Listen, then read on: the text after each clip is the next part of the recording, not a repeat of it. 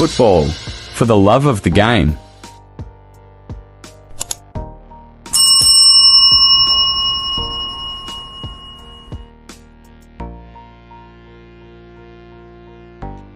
Hello guys, good morning, good afternoon, good evening. Another Friday night football club on Ghana Football. Thank you guys. Guys, try and share the video. Let me know where you're joining from. Tell others that we are live. Apologies for coming late.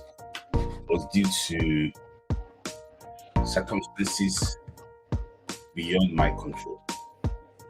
I apologize. So let me know, like the video. Adiola, I hear you. Like the video, guys. Like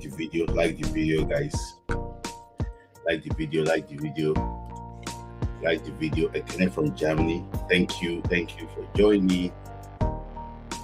Thank you for joining. So, Merry Christmas to Color Brights. Merry Christmas to everyone. Hope you had a very good Christmas. And that Christmas, we will celebrate many more. With God's grace. So, let me know. Good evening from Lagos. Franklin from Lagos. Thank you for staying, for finding time to join. Famia from London. Thank you, Famia, for joining. We are 50 guys. Let's tell others that we are live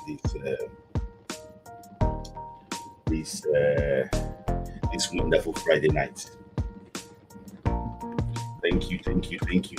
This is good match day. It's going to be day 5 and also Friday night football club. So Canada Gang, Kunde, Connex. Thank you for joining. Thank you joining from Canada. Thank you. I appreciate you for your time. Those from Nigeria, please shout out to you guys. You guys can still be awake at this time just to listen to us. Really, actually, appreciate you for the commitment and that you believe in us. Oh, Samuel from USA says thank you. Happy Boxing Day. Yeah, thank you. Thank you. 74. Okay. Everyone, I have a quick review. So I don't know.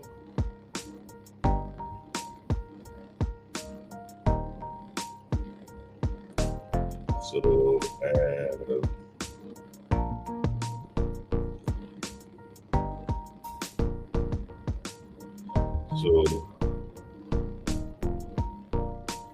yeah. So thank you guys. Let's kick that because of time. We already actually was out of time. So let's kick that. Okay.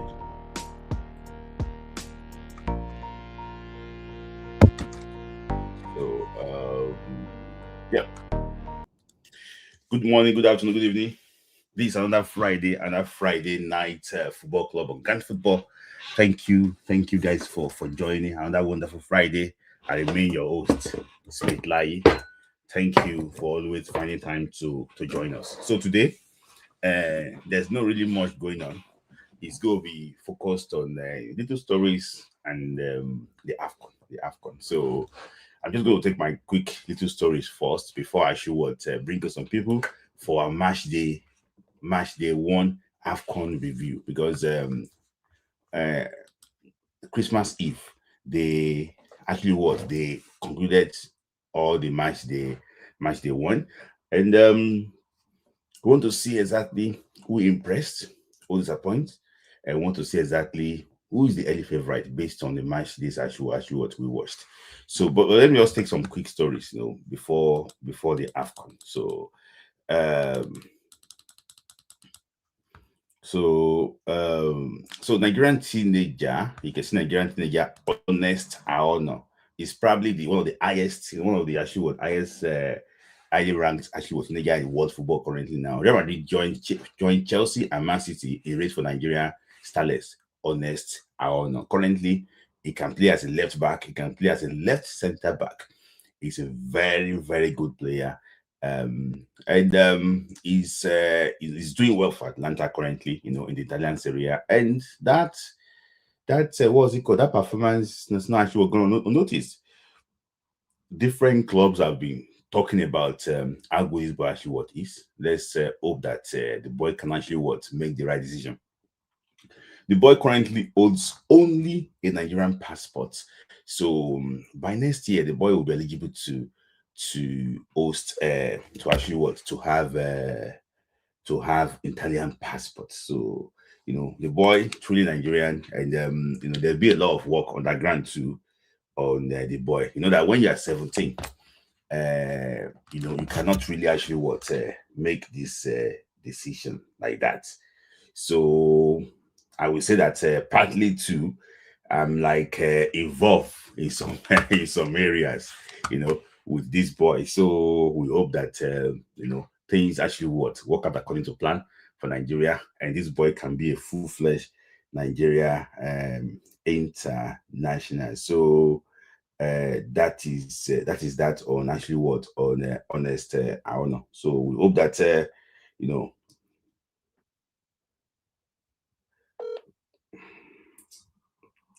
we hope that all these things will actually we work out.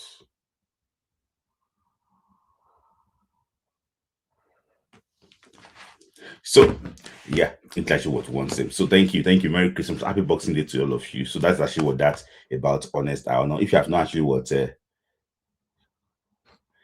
um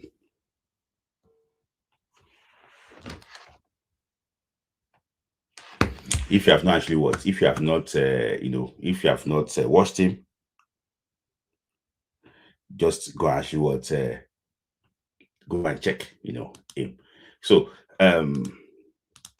another piece of news too, but this one is like a comical, like a funny news. It's like a well-respected, sorry, it's not the news, a well-respected African legend. I remember I saw him make his debut in 1994, playing for Cameroon and at the USA 94, very rugged defender, then very raw. I think he went to AFCON 96, 98, 2000, 2002, 2004, maybe probably 2006. So, and African football again. If you don't know this guy, Liverpool football fan, who should be able to know this guy too. Very, very good player, in these days. This is a typical example of African defender, the Gobert song, very, very tough.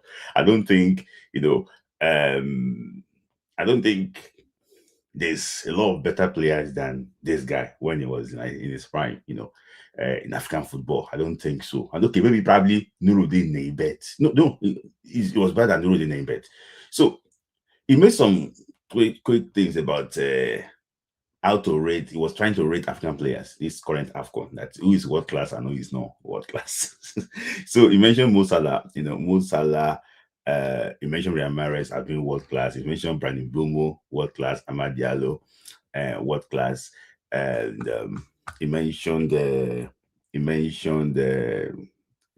Much, world class. He mentioned Aaron Wan-Bissaka as a world class. He also mentioned Ronald Williams, world class. He mentioned Samantha, Samantha, world class. He mentioned Bamiyang, world class. Patindaka, world class. So said the only player that's not world class there is Victor Osimhen, Alba Lukman. For me, I'm not meant to take this story actually, but it comes to me like somebody that is not in his right senses. With due respect, we even pick Amad Diallo ahead of Victor James Osimhen. It's just funny, funny, funny. Uh, it's just funny. It's just funny. Maybe even before this song problem, Vincent Abubakar, came out and said that Victor Osimhen cannot play football. He cannot play football. That Victor Osimhen is not good. I don't know the reason with Cameroon. I don't know the reason that we're having with these African countries. this is making me somehow, and that would take me to like it would take me to to the fake news I've been going about FIFA decision and everything, and it surprised me that a lot of people too have been jumping to this have been jumping on these things, just trying to, I don't know why a lot of people have been jumping to all these things too, you know that I don't know, why there's going to be like this fake news and nobody can actually control these things. So it has been going about fake news, about this thing, yeah. I just, in fact, woke up, somebody woke me up, to this fake news too, coming from Ghana, from Kenya, from Tanzania. I don't know. My before I don't really care about this thing that much. But what's even worried me now is that somebody is somewhere sponsoring this fake news. There was a guy that I got hold of. The guy is a journalist from um, uh, from Tanzania. I now asked him that, where do you got your news from? Where do you get your news from? He said that it's Nigerian stories. Okay. He now went to go on to one guy too. Well, that guy got a lot of followers, Twitter. He's a French guy. The guy too said that he got his story from the Nigerian desk. I was just like, so I now try like yeah. So I now went to ask some people that are close to the NFF and things like that. There was nothing like that. There was nothing like that. It just got acknowledged about just before Christmas. Okay. And when they admit everything, when they admit something like that, it's going to be, they're going to like treat it. That is what they normally actually will do. They will investigate it and treat it. They can't do everything in like 2 days. And the guy that told me said that, is in fact, even before all this day, it's like end of January. That's what they said that's going to come out. I might be wrong, but I'm just telling you based on those that filed the thing and are politically in charge of the whole thing. And I can tell you that even that end of January is too late if it's true. Because if it goes in favor of Nigeria or goes in favor of Congo, the two of them are still going to see cars. All of it will not stop. They are still going to cars. They are still going to cars. There's no way they are still going to cars. So when I saw the judgment, the purported judgment, I was like, that was when I realized, this one was very fake. Must be very fake. So there's no way this one gonna end in FIFA. They will know. DR Congo will still go to cars. They will still go to cars. So it's just so sad that the guy stories the later EKG, even somebody even put on TVC News. Somebody put it on TVC News. I was worried. I was wondering that. So who is now censoring information? Who is now in charge of all these things? Because somebody will just wake up one day and burn the whole country down. So there's no how. Everybody go see. They will fight this thing to the end. It's nothing. See, before we know this thing, now around the middle of February.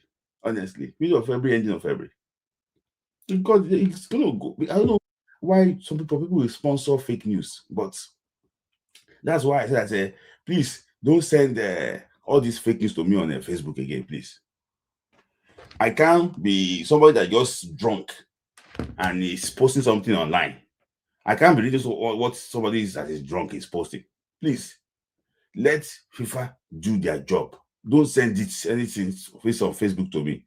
I know I have a lot of friends here that want to ask me about my opinion. Is it right? But please, somebody that is drunk on Twitter or just posting anything that is anyhow, please, I just because I was like, I don't work like this. Nigeria social media is filled with what? With media bandits. Yes, I agree with you. Otherwise, they are filled with what? With media what? Bandits.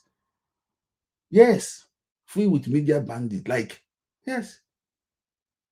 I don't know. But this fake news, before I bring my guest on quickly, this fake news. No, no, no, no. No, Adeola. Adeola is not you. It's not. It's not you. Austin was beating his chest that FIFA. So see, what surprised me is the level of hate from even our fellow West Africans that meant to be our brother. The hate, like from Guinea, from Togo, from Benin Republic, from Burkina Faso, to South Africa, and I understand those South Africans, to North Africa, everybody against this country alone. Ah, that's why even me self now take interest on that case. What is wrong with these people? Like, oh my days. But please. No, I beg. Also, is a legend. No, I beg. No, stop it. You see, I might tell people that there's no way with what the NFF submitted. There's no way CAF can just throw it. I can throw it out. There's a lot of things that you have to attend to there. You have to attend. Ghana are fighting me because I said it is fake news. Don't mind them. Don't mind them. Don't mind them. Everybody now is in media. They want Nigeria to lose out from this AFCON even. Yes, we deserve to fear hearing, and FIFA does it. That is it. That is it. We deserve fair hearing. People should be able to relate between feeling disappointed about Nigerian football. Yes, I know that people are not happy with Nigerian football. People don't want us to qualify. But the problem is just that we have to make sure that we also would get it right. But this case, so we start to be to the end. I beg. This fake news, I beg. I don't want people don't send the fake news to me again. I beg. Let's FIFA do their job. We're talking about the fake news with more my brother here. Don't be about the fake news brandishing around. You know. So quickly about AFCON review. I just have my guest here. I have Henry. He's a football strategist. I have Idotun, a football encyclopedia, and I also have Sean Opie too. He's in first currently, Morocco. So the team is loaded. So and they're gonna your brother on IG was the first to post it. No, it's not my brother, it's Idotun's brother. He's not he's also a media bandit. I thought his brother posted it. It's not, I know what I'm talking about. FIFA is nowhere. It's not where Nigeria tells you to go to God. Yes, now Nigeria. So let me just bring our guest on. So thank you, Henry, for your time. So I hope if you are ready, let me know. Thank you, and you for finding time. We're going to do this thing slightly. What's okay? So this Shonopi is ready. So we're just going to do it. The AFCON review. So thank you again. I welcome Shanobi from far away Morocco. I got to our football encyclopedia from USA, and also my brother football strategist, African football Um, expert. Thank you. Thank you so So much. Appreciate yeah, it. yeah. So guys, we are just here for a quick AFCON actually what review. And it's already match day one gone, it flies. So we just want to look at it quickly. Sholobi, so you are currently in first. So what is going on in Morocco? Just tell us quickly. I don't want to take too much of the time. Just want to talk to you, then allow you to go. But just tell me what is going on in first and how is everything in first. How is the boys there? What's going on? Well, as always, Smith Light, thanks for the platform, and Mr. Dodson and Mr. Henry, always good to see you guys. So yeah, I mean, to be honest, man, what can describe it to be at the center of the action, real time. You can't describe it. So I'll start from even when I touched down in Casablanca, the atmosphere you could just tell from even the airports to the train stations to the restaurants. You see Osimhen billboard everywhere. You just Mhm. feel like yeah, something is going on. Yeah, Osimhen is big here. Yeah, let me just put it out there. Um, so it's a beautiful experience. The Moroccans are very very hospitable. I'm sure they must have also I'm sure they are good people as well, but they must have also told them to be to be good hosts. So everywhere you go, they make you feel welcomed and all that. So in Fez, Fez compared to Casablanca is a more traditional city, historical city with the Medina and everything. It's still the same vibe.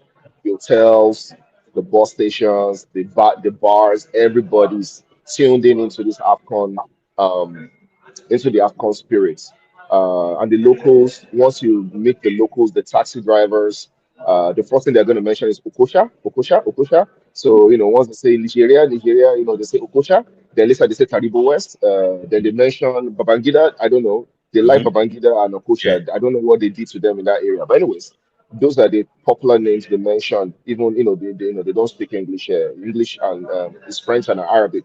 Yeah. But once you say Nigeria, they say, oh, Okusha, Okusha, Yeah. Okusha. That's the Yeah. first thing that comes out of their mouth. So Yeah. Nigeria is a big footballing nation here. So, Yeah. there's banter, there's friendliness, and like, oh, they'll tell you, we want Morocco to come to the final with Nigeria, but I know the other one has come. Once they reach final now, they will change out. So, yeah, but I was able to I went to the hotel, the Super Eagles hotel, with a friend of mine, and I saw them after the game. I saw a few players. They were having lunch. I saw the coach, but I'm just a fan. You don't want to encroach, so I just kept my, just to the sat where I sat. I didn't want to encroach their space. Mm-hmm. And but I can speak of the hotel, the stadium experience. I mean, it wasn't a full capacity, but the section that Nigerians were Category One was filled up. Yeah. Nigerians filled up that place, and the support was huge. Yeah. The stadium is nice, 45 degrees, Yeah. 45 still That's what, capacity, but yeah. the carpet or the grass is cool, very nice. Well, The yeah. stadium is really well. I mean, I'm really impressed with the organization thus far. Okay. Um, So yeah. so yeah, Let me ask you an example. So talking about in terms of the team performance now, yes, I've yes, discussed this thing, privately. What is the yes, yes. locals? What are they saying about the Nigerian team? You might be biased now because of the team where the team is, but the locals there, what are they saying about the Nigerian team? Are they So impressed with the team? So the locals here, they're very intelligent. Actually, they know a lot about football. Mm-hmm. So the first thing they told when I talk to the locals, I'm sorry about the background noise. I'm in a No problem. lobby. Yeah, so sorry. Yeah. So when I talk to the locals, the first thing they'll tell you is that first games are always like this. Yeah. So it's very hard to judge by the first game. So, typically first game, the pressure is on. Everybody wants to, get that thing off their chest and, get it over with and hopefully get a win. So they said, that was the first thing most of them have said. Second thing is our defense is a suspect. Mm-hmm. That's one common denominator I've gathered from, just talking to the locals when I go to a place to get a bite or get a drink. Mm-hmm. And we start having conversations. They say Nigeria team is good, but your defense, you have to watch it. So that Mm-hmm. is a common denominator I've gotten from most of the locals here Yeah. in France. Yeah. Yeah. So, and before I actually let you go, in terms of Yes. the AFCON is like during when there is no rain Yeah. and things like that. But I can see that it's wet, very wet December Yeah. in I'm Morocco, so cold. I'm cold. it's very cold. So, Yes. is that one have any influence any on the team, or even your mobility? Is it affecting you too? Nah, I mean I live in a cold region, Yeah. so and it's colder where I am. So this is nothing to me. Yeah. But a lot of these journalists that are coming from Nigeria too, most of them are well traveled too. So just Yeah. grab a jacket and you're fine. Mobility is not a problem here. Yeah. Get on the street, wave at the taxi, you're Yeah. gonna get to anywhere you're going. You don't need or in drive works too. So transportation is the least of your worries. Yeah. And if So you feel you cannot handle the rain, get an umbrella. So it's not a big deal, yeah. It's not a big deal. And for the Okay. players, Yeah. a lot of them play in Europe, so nah, Yeah. they're So, fine.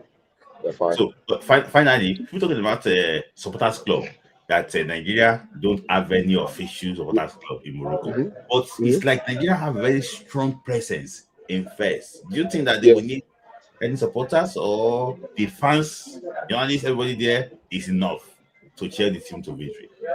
Yeah, I kind of noticed that too. That I didn't see the supporters there. So later I read that there was some fracas or whatever going on. They I have mean, like this first of all, they let's have like 10 factions. yeah, yeah. But anyways, I mean, first of all, these players are professionals. They go to Yeah. hostile environments in Europe, in England. There are derbies that they go and they still play. But I think the support from the fans, because Osimhen is a cult hero, man. You Mm-hmm. know, even though he didn't score, his name was being mentioned a lot. You know, we're saying Osimhen. Then later we switch to Ademola Lookman. So all those things will have a lot of effects on them. So the supporters, the journalists will make up for it. I think so. We'll Yeah. make up for it. Yeah. So, Shinobi, before finally, I say finally, Shinobi, Yeah. who is your early favorite to win this tournament? Before I let you go. I I, I want to regionalize that answer, if I Mm-hmm. may. I don't want to be specific. I want to pick a North African country, but I don't know what that North African country will be. Yes, but I Mm. feel it might end up in a North African country this time around. Do you think it might be host and win? It could be the host, and I also, I also think maybe Algeria might want to make a statement in this competition too as well. Yeah. Okay. Yeah, I something tells me it might be a North African, but obviously I want Nigeria to win. But Yeah. just to be, Yeah. objective. Yeah, yeah, Yeah. Oh, thank you, Shinobi, for your time. Thank you. Well, yeah. No enjoy your problem. No night. problem. I see as you No will problem. join back later in the show. Thank you. No Thank you very much. problem. No problem. So that's actually Shinobi is live in Fez, Morocco, in a very cold place, And I can't imagine Morocco being cold though, with all those dust and everything there. Yeah. So let's just quickly move on to our AFCON review. So, Henry, I know that I know that you have been working, but you No, and an no. African, Today is good. We're enjoying Christmas with family. okay, Yeah. but I know that in between the AFCON, it's not as if you actually at home all the time. You're always like, Yes, watching between definitely. what, yeah. But at least you'll be keeping an eye on some of these games too. And Yes. let me just ask you too. It's already first games now. All of them have played. And we know that there's this feeling about the first game that you might not be 100% ready. So, but based on this first game, so who do you think impressed you most? Hmm. Interesting. Um, I would say the game that I watched that was very impressive was South Africa Angola. Mm-hmm. That first game, just the way South Africa switched it up Mm-hmm. and scored that second goal, 2-1, smash and grab. You understand? Mm-hmm. It shows that South Africa they have they have a second they can upgrade. They have a Mm-hmm. second gear, they have a third gear they can go to. You Mm-hmm. understand? The game was a tactical masterpiece. You saw back and forth. You understand? Mm-hmm. But I would say that game was interesting. South Africa. Another game that I also saw that was really nice was DRO Congo versus Benin. Mm-hmm. DRC versus Benin was also a good game. Mm-hmm. Not for DRP winning, which I expected, but what for the way Benin played. Mm-hmm. The maybe it's the tournament. Mm-hmm. I saw a different defenders from the one that played Nigeria in the World Cup qualifier. Yeah. High quality defender, Verdon.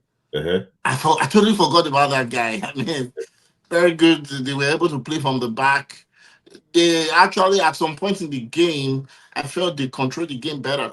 Yeah, better, yeah. And they would have, if not for VAR and some other things, I think they could have taken that game to a draw, even likely, most likely win. Yeah. So they show some vulnerability Mm-hmm. that in DRC. Some people really rate DRC high, but now we know where DRC weaknesses are. Yeah. So I don't know. No, to you, I hope that your internet is very good today. So who also impressed you most, and what is your really highlights after this first set of games? Thank you very much for having me. I would say the DRC Congo. You I really would say okay? that, yeah, I would say DRC. DRC Congo. Yeah, No, because I DRC was what? first of Benin. Okay, okay. That match I They also love. be your best Yeah, game. Okay. that match I love. Because even though the goal DRC scored was a chance goal, I love the way Benin came out. They prayed, they tried their best to equalize. In fact, that match lived up to expectations.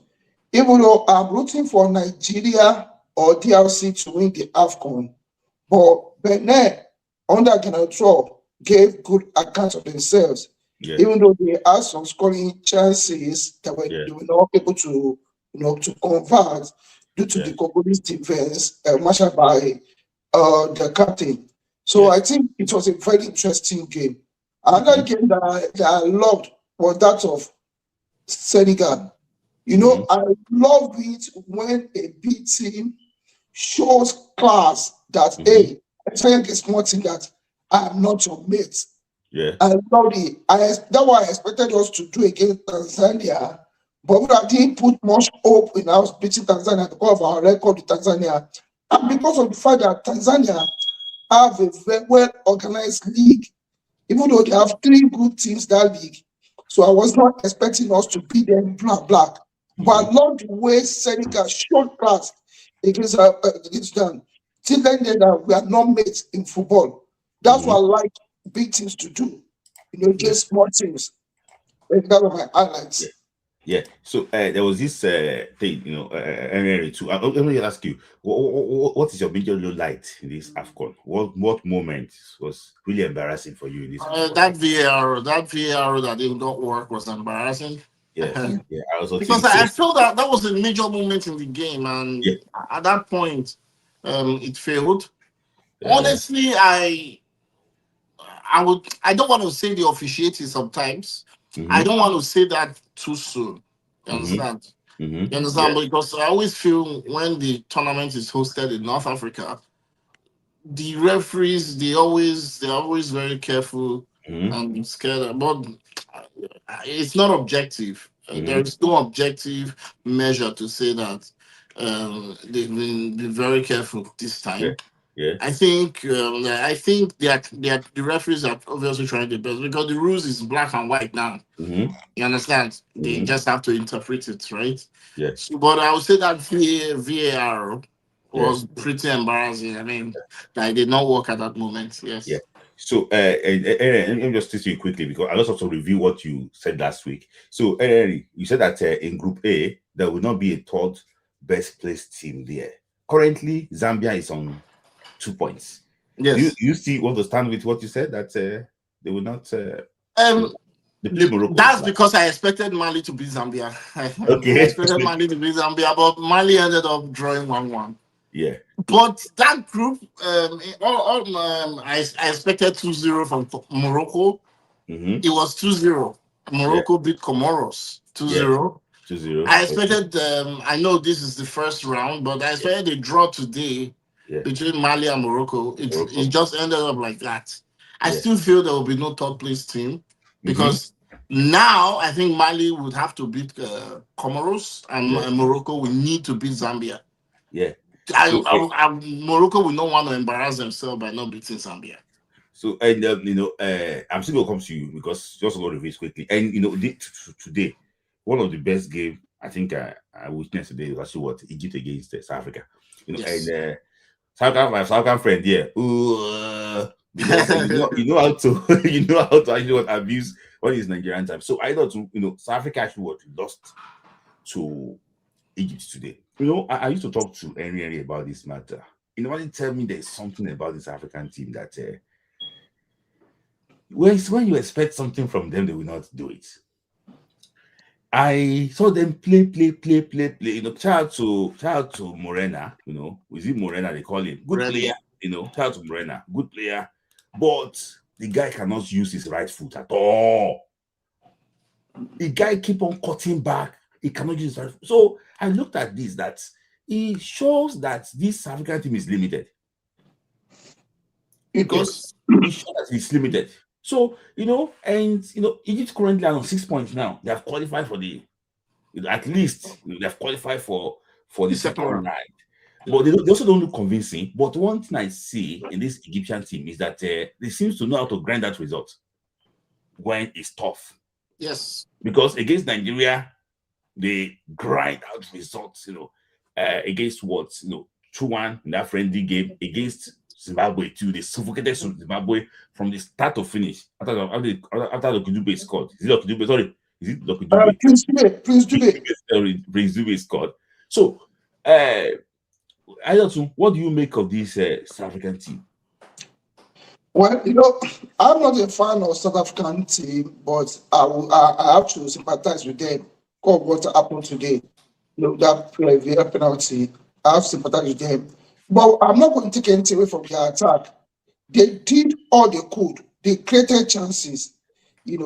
I'm sure even if the match had gone 5 minutes more, I think they would have gotten a draw. I don't Because think so.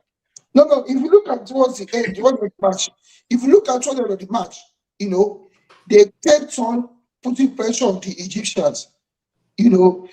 Like Lisa said, that's why I love players can use both feet. I love players can use both feet. You see, they had many scoring chances toward the end of the match. They had so many throws. Now, my first time on seeing the Egyptians playing all their players at the back. They had so many. South Africa had so many scoring chances. Even though they're not able to capitalize or to score, all thanks to the Egyptian defense. But I only give them sympathy because that penalty that was awarded against them. Naturally, I'm not a fan of South African team. I don't like them. I'm sorry to say, I don't like them. I wasn't even praying for them to qualify. But I think they played well against it today. They did very well. That's right. That's what I'm saying. Sorry. Okay.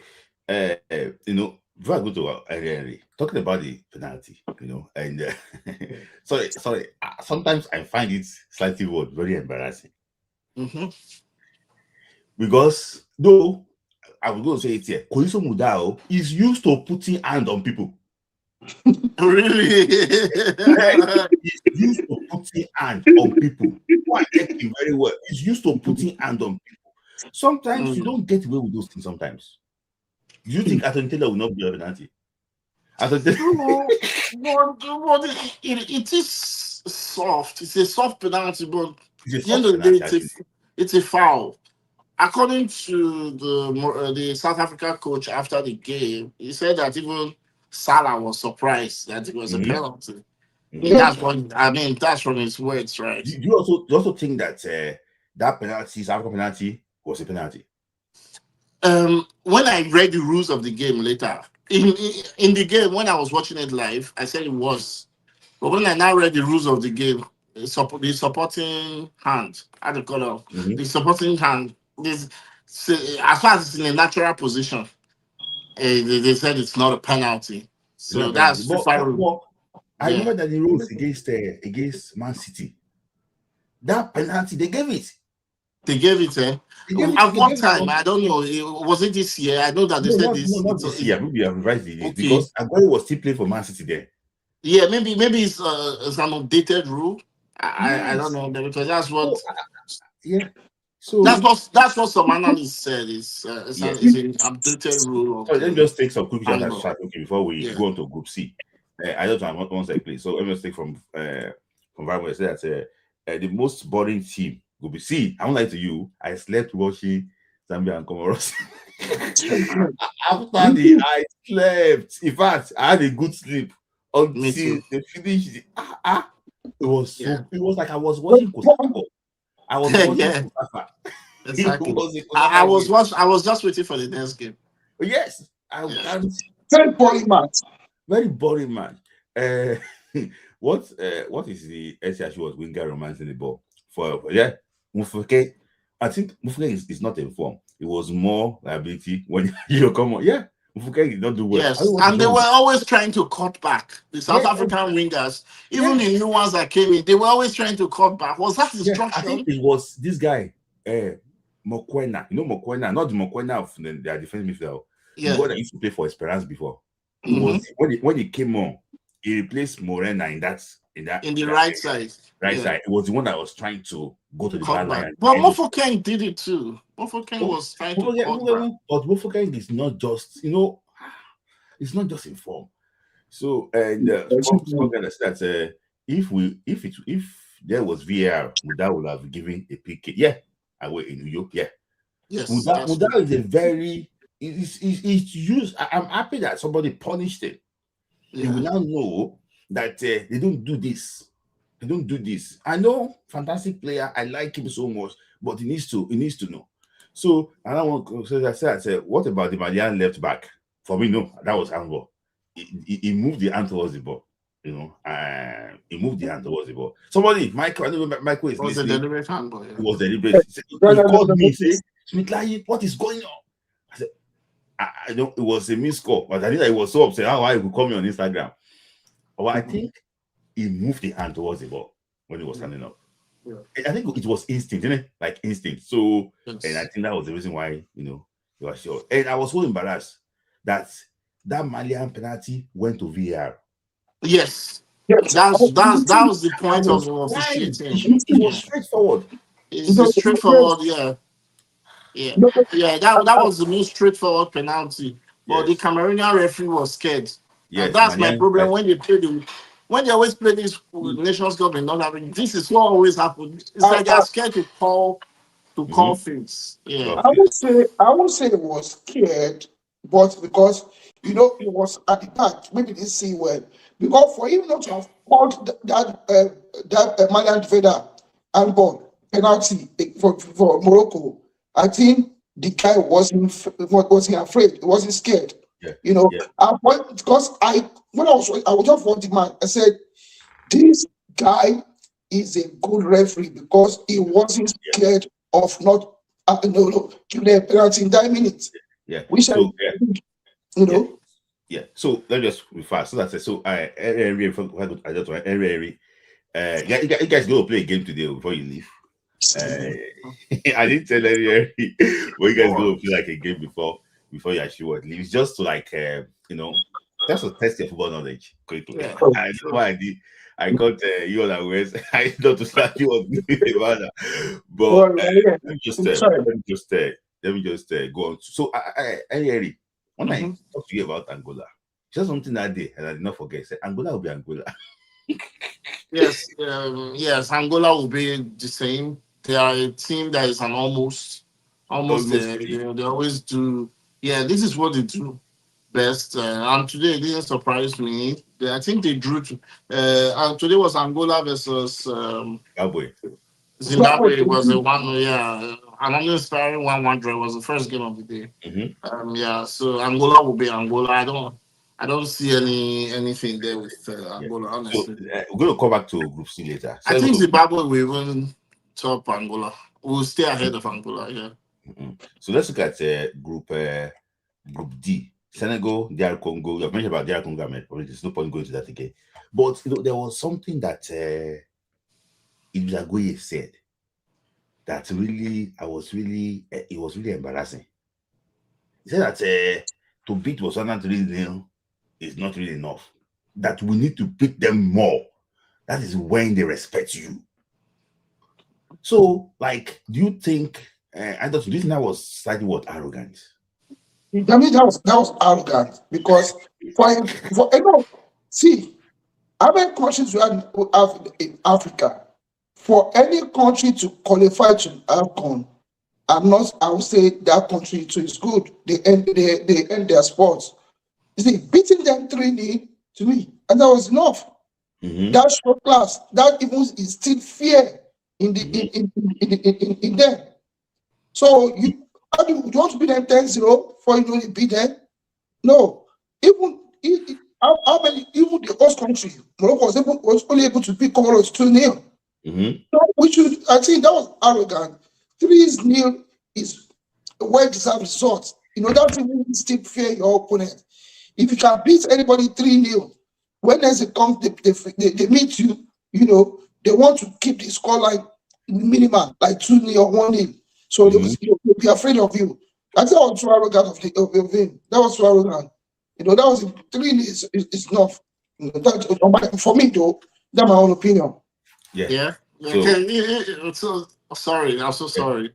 Yeah. And if you want me to comment, if you just want me to comment on that, I mean, comment on that. Yes. Yes, I might take the other side to say, look, Senegal was a team that is competing for. They want to go for glory. Botswana is one. They haven't performed past their best, which was probably in the 2015 Nations Cup or 2013 or 15. I think they did well. at some stages there. They were a serious team. Well, but Botswana since then they've been on decline. They haven't taken football serious. You understand? You can see that from the goalkeeper they have. The goalkeeper is a is a chubby goalkeeper, just like me. Like if I want to say, like if you want to say, you should be beating those teams more. I mean, if you want to show a very, if you want to show the other teams that you are a serious team, you felt you should beat them more. You understand? So yeah. So and this is a team that is aggressive. You know, I've always said that in African football, in any kind of football, the level of aggression needs to be up. You understand? That's how you win games. And that's where Nigeria also needs to learn from. You need to be very aggressive in these games. You saw today between Mali and Morocco. Even Egypt. Aggression. Don't you need to want it. You need to want it to the core. You understand? Don't let these things ride on you. That's why when we play Tanzania, they start to do switch sides with us and learning tactics. What you beat them comfortably. Yeah, that's actually what that. So it is like this I actually what. But Aaron, just to you. So do you think that Senegal that's a statement win against Botswana, or they will face him? That it's just. I did not even think Senegal hit a second jar with that team. In fact, there was a point Ismail Jacobs in the game was not even at full speed. Even for that ball he crossed and they scored that first goal. So with Congo they have to hit it. You understand? They have to up it. And one thing about teams winning in the qualifying rounds is that you know that the second round would be tough because it's now difficult for them to step up, especially when they get their head out of the game. Historically, teams that just win so comfortably, they go to the second round and they just lose, like Nigeria. So, yes, it was a statement win, but like today, Idrissa Gana Gueye said it in the press conference that Congo is a tough team, that they are going to, he's warned his teammates that they don't want to lose to Congo, and that's the mindset that you want. Aggression and want it. Yeah. Let's go to Group E now. Algeria, Burkina Faso, Equatorial Guinea, and Sudan. You know, Algeria wasn't really. It wasn't impressive under COVID. You know, I don't think they can do anything. But what surprised me was that people said that Algeria did well. Sudan had opportunities. Yes. That game. So people are praising Algeria, but I think that if Algeria play against a team that's got a lot of quality, they might be in trouble. Because the gap between the defensive midfield and the back line is too wide. And Sudan, you're using pace to get past those guys there, but they don't have enough qualities to actually finish. So I don't. Do you think it's fair to say we refer to them as okay, they're not African, they're favorites for this AFCON, Algeria? No, I've not seen them, and I can't see Algeria. You know, they have gone into decline for some time now. They're just picking up. You know, if a team is still backing up Real Mahrez, you know, I don't think they have to win the AFCON. But I would not write off Sudan. You know, the same thing that stopped Ghana from qualifying. You know, and sometimes I would like to say this: your opponent determines how you play. You know, I don't really rate Algerian football for now, because now start picking them apart from even the Zidane. To me, he has not been tested. I mean, the goalkeeper Lucas now he has not been tested. You know, it just happened that they won Sudan. You know, I don't think they can even play well. If they meet either Benin, they can't do Benin like that. Yeah, they can't do Benin like that. I'm very sure. Yeah. So okay. I don't see. I'm not tipping them, even though I'm from like North Africa. I don't tip them. So, Burkina Faso, you know. Yeah, I did say they will top that group. I'll still maintain that Burkina Faso will in the second round. I would be bold enough to say I think Burkina Faso would beat Algeria. Mm-hmm. Yes, I want to still believe they can. And why I'm doubting Algeria a little bit is because look, all these teams, Equatorial Guinea has beaten Algeria before in the Mm-hmm. 2019 AFCON, but that was in the heat Mm-hmm. because they always complain that that's heat. You understand? Mm-hmm. This is in North Africa, so they get to play more. You understand? It's about your ability to play the ball, to play the game, right? Yeah. I was also impressed with Equatorial Guinea with the way they play Burkina Faso because I thought Equatorial Guinea they've gotten to that point where they have this problem with the IFA and probably they were not motivated to even play. You understand? So, but Mm-hmm. I saw a different Equatorial Guinea. It's like they love this AFCON.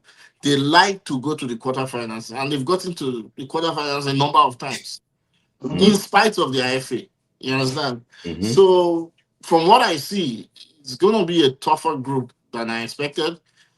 I think Burkina Faso was lucky to get that win, but I still feel they also need to up their performance against Algeria. Mm-hmm. I think they have the ability to do that Yeah. because of some of the players they've also naturalized. They Mm-hmm. have a good goalkeeper. They have a good second choice goalkeeper. Mm-hmm. They have some talent on the bench that they can Mm-hmm. also bring in. They can step it up a little bit Yeah. from the beginning of the game. Because the problem with Burkina Faso has always been mentality. Mm-hmm. Not just pure the Yes. mentality, the little things. They need to get it right and Mm-hmm. make sure they take the game to the opponent from the beginning of the game. They Yeah. shouldn't be chasing the game all the time. All the time. You understand? And they almost lost it against Equatorial Yes. Guinea. Yeah. Start from the first minute against Algeria. I think they can win. I Yeah. think they would beat Algeria. Okay. So So, when earlier he said they have a lot of naturalized, even the guy that has come for Equatorial Guinea is a Nigerian, a neighbor. Okay. The fellow is a Nigerian, uh-huh. things like that. And I Yeah. think they have two Nigerians in Yeah. their squad. Yeah. You know, They have changed. They are not like some people. They have changed their law in 2011 to Okay. accommodate foreign nationals. That was, that's I don't want to go into that case. So, Mhm. I read And the judgment. Equatorial Guinea, they also have they have two Nigerian tribes too. Right, yeah, That is also in Equatorial Guinea. So you exactly. need to be very careful. Some of Yeah, them are actually Equatorial Guineans. yeah. Maybe, yeah, Just like Benin Republic too, And yeah. I read the judgment of Milano this way. They have to the Minister of Justice in Equatorial Guinea had to submit their constitution to FIFA yes, because they asked them that how did this way get his passport. So he was able to prove that if his mom is from Equatorial Guinea, he can also get passport of Equatorial Guinea. So that Yeah. was their constitution, that he can get the passport. That is why FIFA was able to even allow him. That he was playing for so long, but they Yes. questioned him to ban him. So they have to submit the constitution for some people that say that memorandum. Continue. Um, so Eric, I'll start with you on Cameroon. You are big up on Cameroon. You always believe that if we should send a soldier to the war battle in Africa, we Mhm. put Cameroon there. They are the ones that know exactly how to fight that war and how to win big games. Yes. Nobody expects Cameroon to even get a draw against Cameroon. With all this problem, to the squad list and things like that. But I saw a team that worked for each other.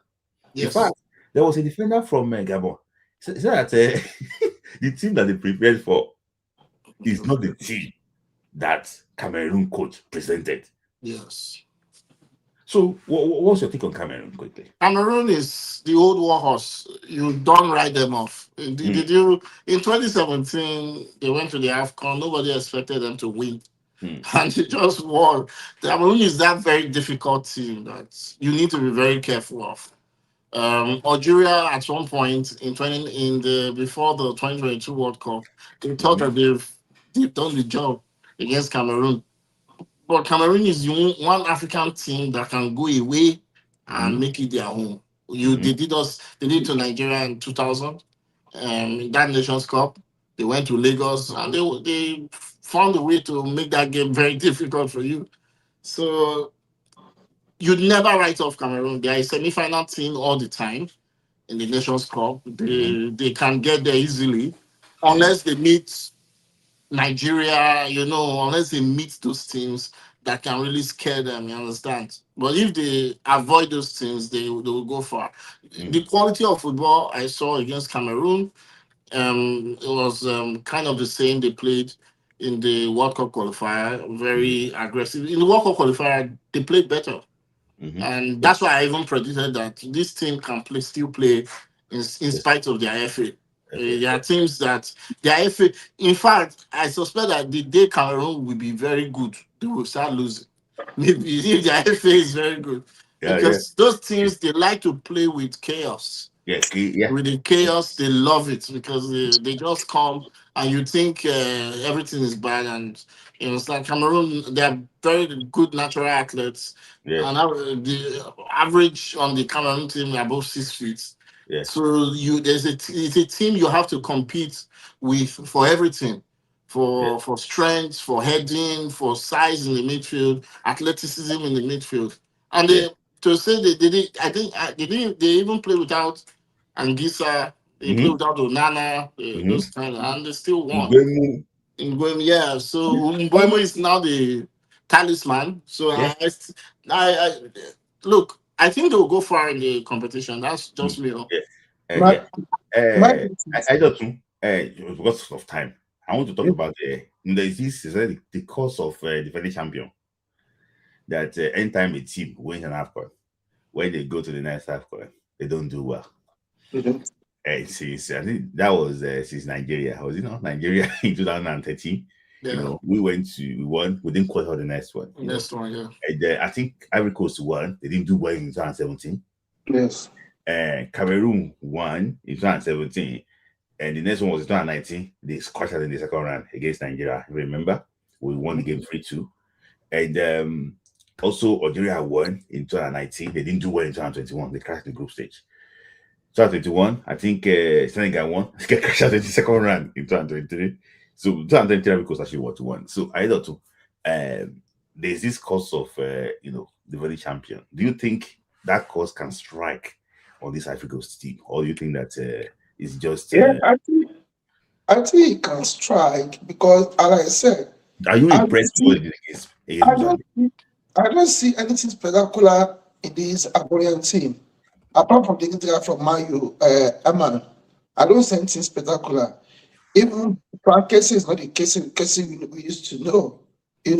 Apart from Diomande, I don't see when they meet any big strong team, they're gonna fall.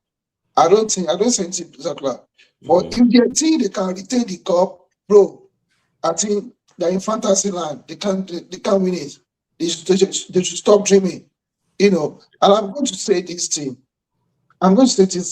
It's not that they are not that good, but AFCON is very, very competitive. AFCON is very competitive. AFCON, because other countries are coming, to drag that trophy with you. So I would say the Ivorians were just fortunate to win the last one, even though they hosted it. But do you think they can replicate the same thing? No, I don't think they can. I don't think they can. So the best would be quarterfinals. So for me too, I was one thing I like, I'm not lying to you, is the combination in the attack. I like that boy Due, Amad Diallo, with Reza. I like the way the guys moved in the attack, and I like that type of team when you exchange words, passes. That's what I was expecting from our own forward line. So, and I won't lie to you. I like when the team can change tempo of the game. Nigerian game against Tanzania too. We play them with high tempo the first half, but suddenly, our uncle the midfield started breathing everything the second half. Couldn't actually want to the game well. But let's just go to that game quickly and before I actually let you guys go and do like a small quiz. I will not take too much of your time. So, anyway, you saw the game against Tanzania. I've been reading so much disrespect on this team again. Tanzania. What is even wrong? So see how much Tanzania have invested in football in the last 5 years. Nigeria still have invested 20% of it. I can tell you.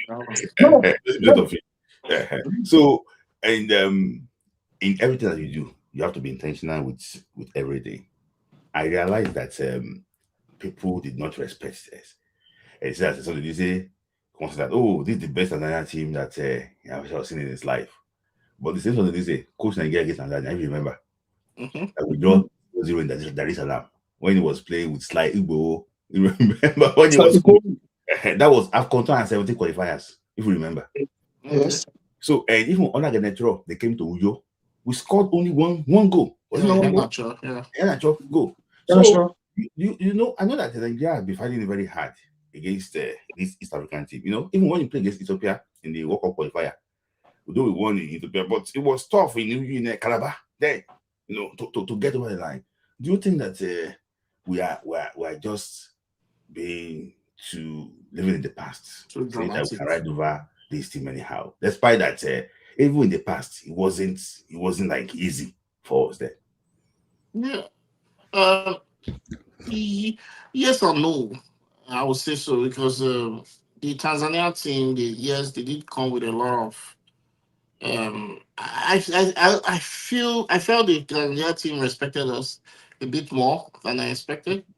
I did not see any of the old Tanzanian teams I've played against. Mm-hmm. I feel the game, even though we won 2-1, I think Nigeria also maintained the pace of the Mm-hmm. game.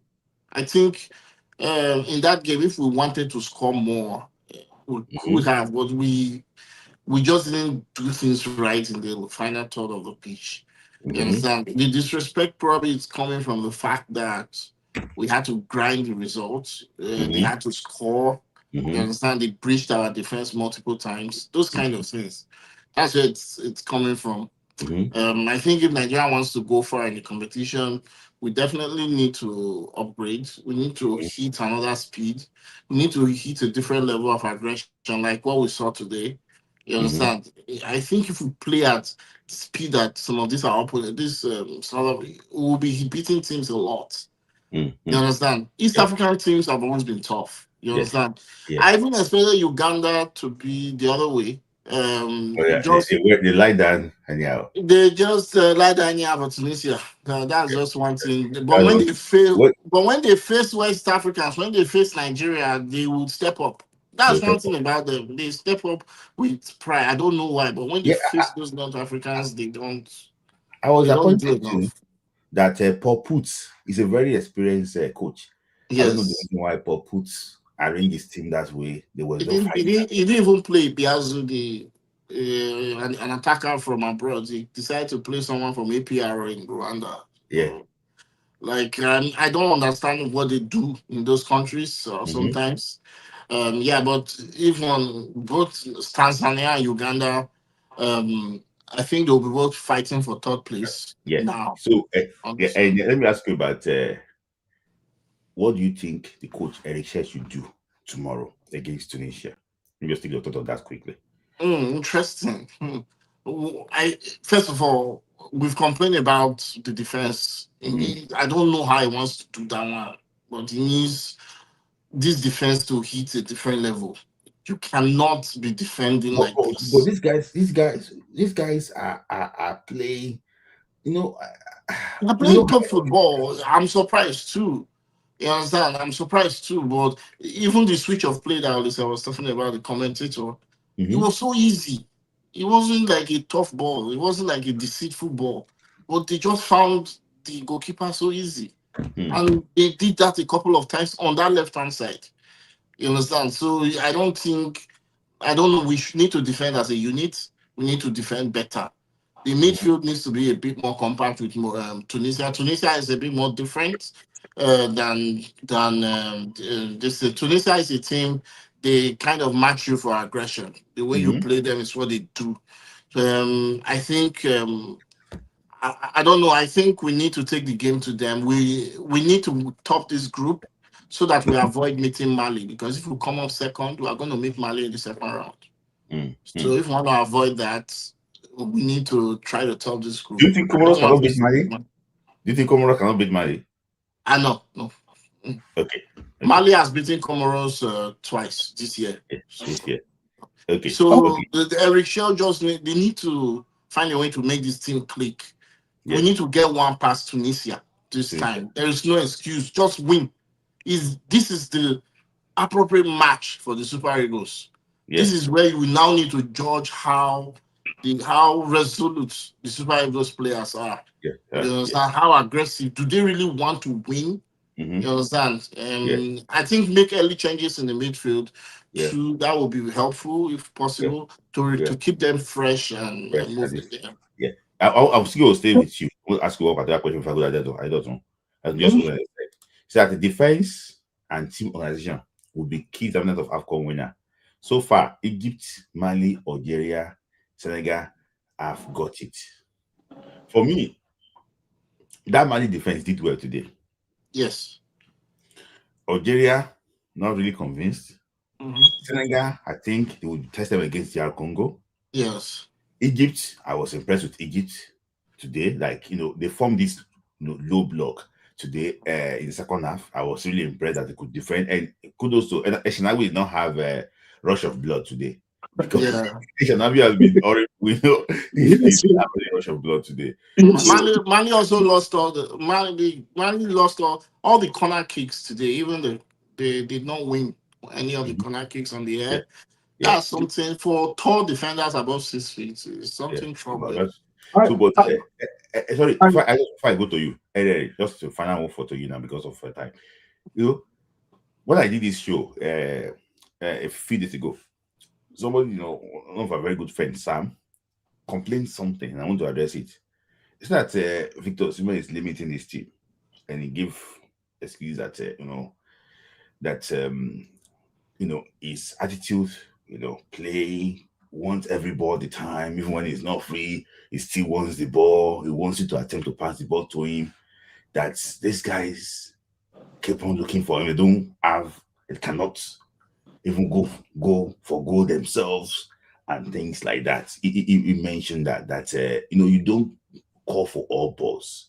Sometimes these guys can actually take on these things too. And Akko and Chukwueze, he said that I don't know what one person said that Chukwueze miss, that he was even looking for Victor. But actually missed that ball. Do you think that what could Victor actually do? Do you think that person have any valid point? That him wanting the ball all the time is not really allowing others to express themselves. Some of it is correct. I think that's because he considers himself a leader of the team. He wants this to be his own AFCON too. You understand? I think it's the attitude of a winner. Give me the ball. I want to do something with it. Can you do something with it? So the other players now need to step up and say, look, I would make a decision nonetheless. I'll give you an example. There was a time in the Portuguese team, they had Cristiano Ronaldo, Luis Figo, and there's a player they call Simão Sabrosa. Yes, I don't know if you remember. Yeah, he before. Yeah. He was a 99. Yes. Despite Cristiano Ronaldo, good from free kicks, Luis Figo, Simão demanded to play free kicks. So bad. Go and watch it. He would and sometimes then when I was a kid, I'll complain. This guy will play the free kick. I'll play it up because sometimes I supported Portugal, especially against France at the Euros. But he will go and demand it. I don't know how many times he scores free kick. But he will demand the ball. And when he has the ball on the wing, he wants to do his own thing. I don't know if you understand. He's not going to just pass to Figo, or he's not passing to you like that. You understand? But if he's in the right place to pass, he will. And even sometimes when they will bring in Nuno Gomez to score those load kills, they don't take off Simão because you need leaders. You need someone that give me the ball. Let me take people on. You understand? And if you've played the game before, you know those kind of players. It's a relief to have them on the pitch because when you are looking for someone to pass to that can confidently hold possession, you want someone that is calling for the ball so that maybe maintain some kind of accountability. But where it is now wrong is the aftermath of every decision. You going to hound the player to say, look, you should have done. No, there's no point. Just move on. Let's keep on doing the same thing, right? Let's keep on putting that. But for me, I want that the attitude of accountability all the time. That if we are losing, it is me. If we are winning, it is me. It is a good attitude too. Yeah. Sometimes. Thank you, Eric. So final thought. So I just what do you expect from Eric Share and your thought about Victor Osimhen? Yeah, on that, let me start with Victor Osimhen. If you remember this Egyptian coach, Osimhen, he was like that too. Yeah. When I was playing, he used to want every ball. Yeah. Same to Mario. Yeah, Osimhen, very good player. Same to with Romario. I'm not sure. Did he play in AFCON 6? Yes. Yes. He was there. He was there. Yes. He happened to be his only player. It was in 2008 too. I think he retired after 2008. Yeah, I think he's people that I played 8 AFCONs. I think only I played the 8 AFCONs. It was in 86. Yeah, I mean, it's a brother. It was in 96 AFCON. Yeah, his brother. How many AFCON did Rigobert Song play? I know that he played in 1996. He played 88. Eh? I think he played 88. No. Not played 88. It was It was like 17 years, 16, 17 in US 94. Yes, for 17 years. It was so rough. There, he got a red card self. Yes. It was, I think Osimhen. See, we have players like that want to even Romario will tell you to give me the ball. Only players that are sure of what he can do in ball will do that. To me, I'm sorry, I didn't see anything bad in what Osimhen they did at that match because he was so sure of himself making something out of nothing. Even though he had some balls that I felt he would have used it well, but he didn't. But I think he was sure of himself. He was sure of himself because maybe he has studied the Tanzanian defenders and that these ones they can't do it. They can't hold me. So I didn't say anything bad in what he did. I think the young man just so sure of himself. And we had players in the past, they were like that. Remember, even when Yeki was playing, Yeki wanted all the balls because he knew he could do the wonders with the ball. So Victor is not the first player to do that. He's not the first player to do that. Many players have been doing that. But even the same Eto wanted all the balls back there when he was playing. Yes. He wanted all the balls when he was playing. But the thing I was just saying is that if he's in the right position to get the ball given to him, but if he's not in the right position, if you have as a teammate, you are the better position to shoot the ball, shoot it. Like Exactly. I said, we have many great players that were like that in the past. Even our Kini was like that. Even the Abakachi was like that too. Remember Abakachi? Or he could keep the ball, go show himself. So he's not the force. To me, I really don't see anything bad in what he has done. We're even missing that kind of player in midfield, a player that can call for the ball all the time. If you watched the documentary on the 2006 Italian team that won the World Cup, you see when they talked about Pirlo. Materazzi said, if you have Pirlo in front of you, you are in heaven. Say because you give him the ball up, down. Once, as far as he holds it, it's gone. You are not taking it from him, and he's always demanding for it. He wants you to use him all the time. So I think it's a good attribute. Yeah. On Eric Shell, I want to, like I said, let me just say this: people that have been partially used against Tanzania, even when we won the AFCON for the first time on soil, the first one we played against Tanzania, we beat them 3-1. It was a test match. 98 was a test match. We played 7 times. We won 4. We 3-3. So we don't really expect us to beat. We have never beaten Tanzania 4-1 or 4-0-4. Our best against Tanzania was just 3-1 1980. So it's just like that.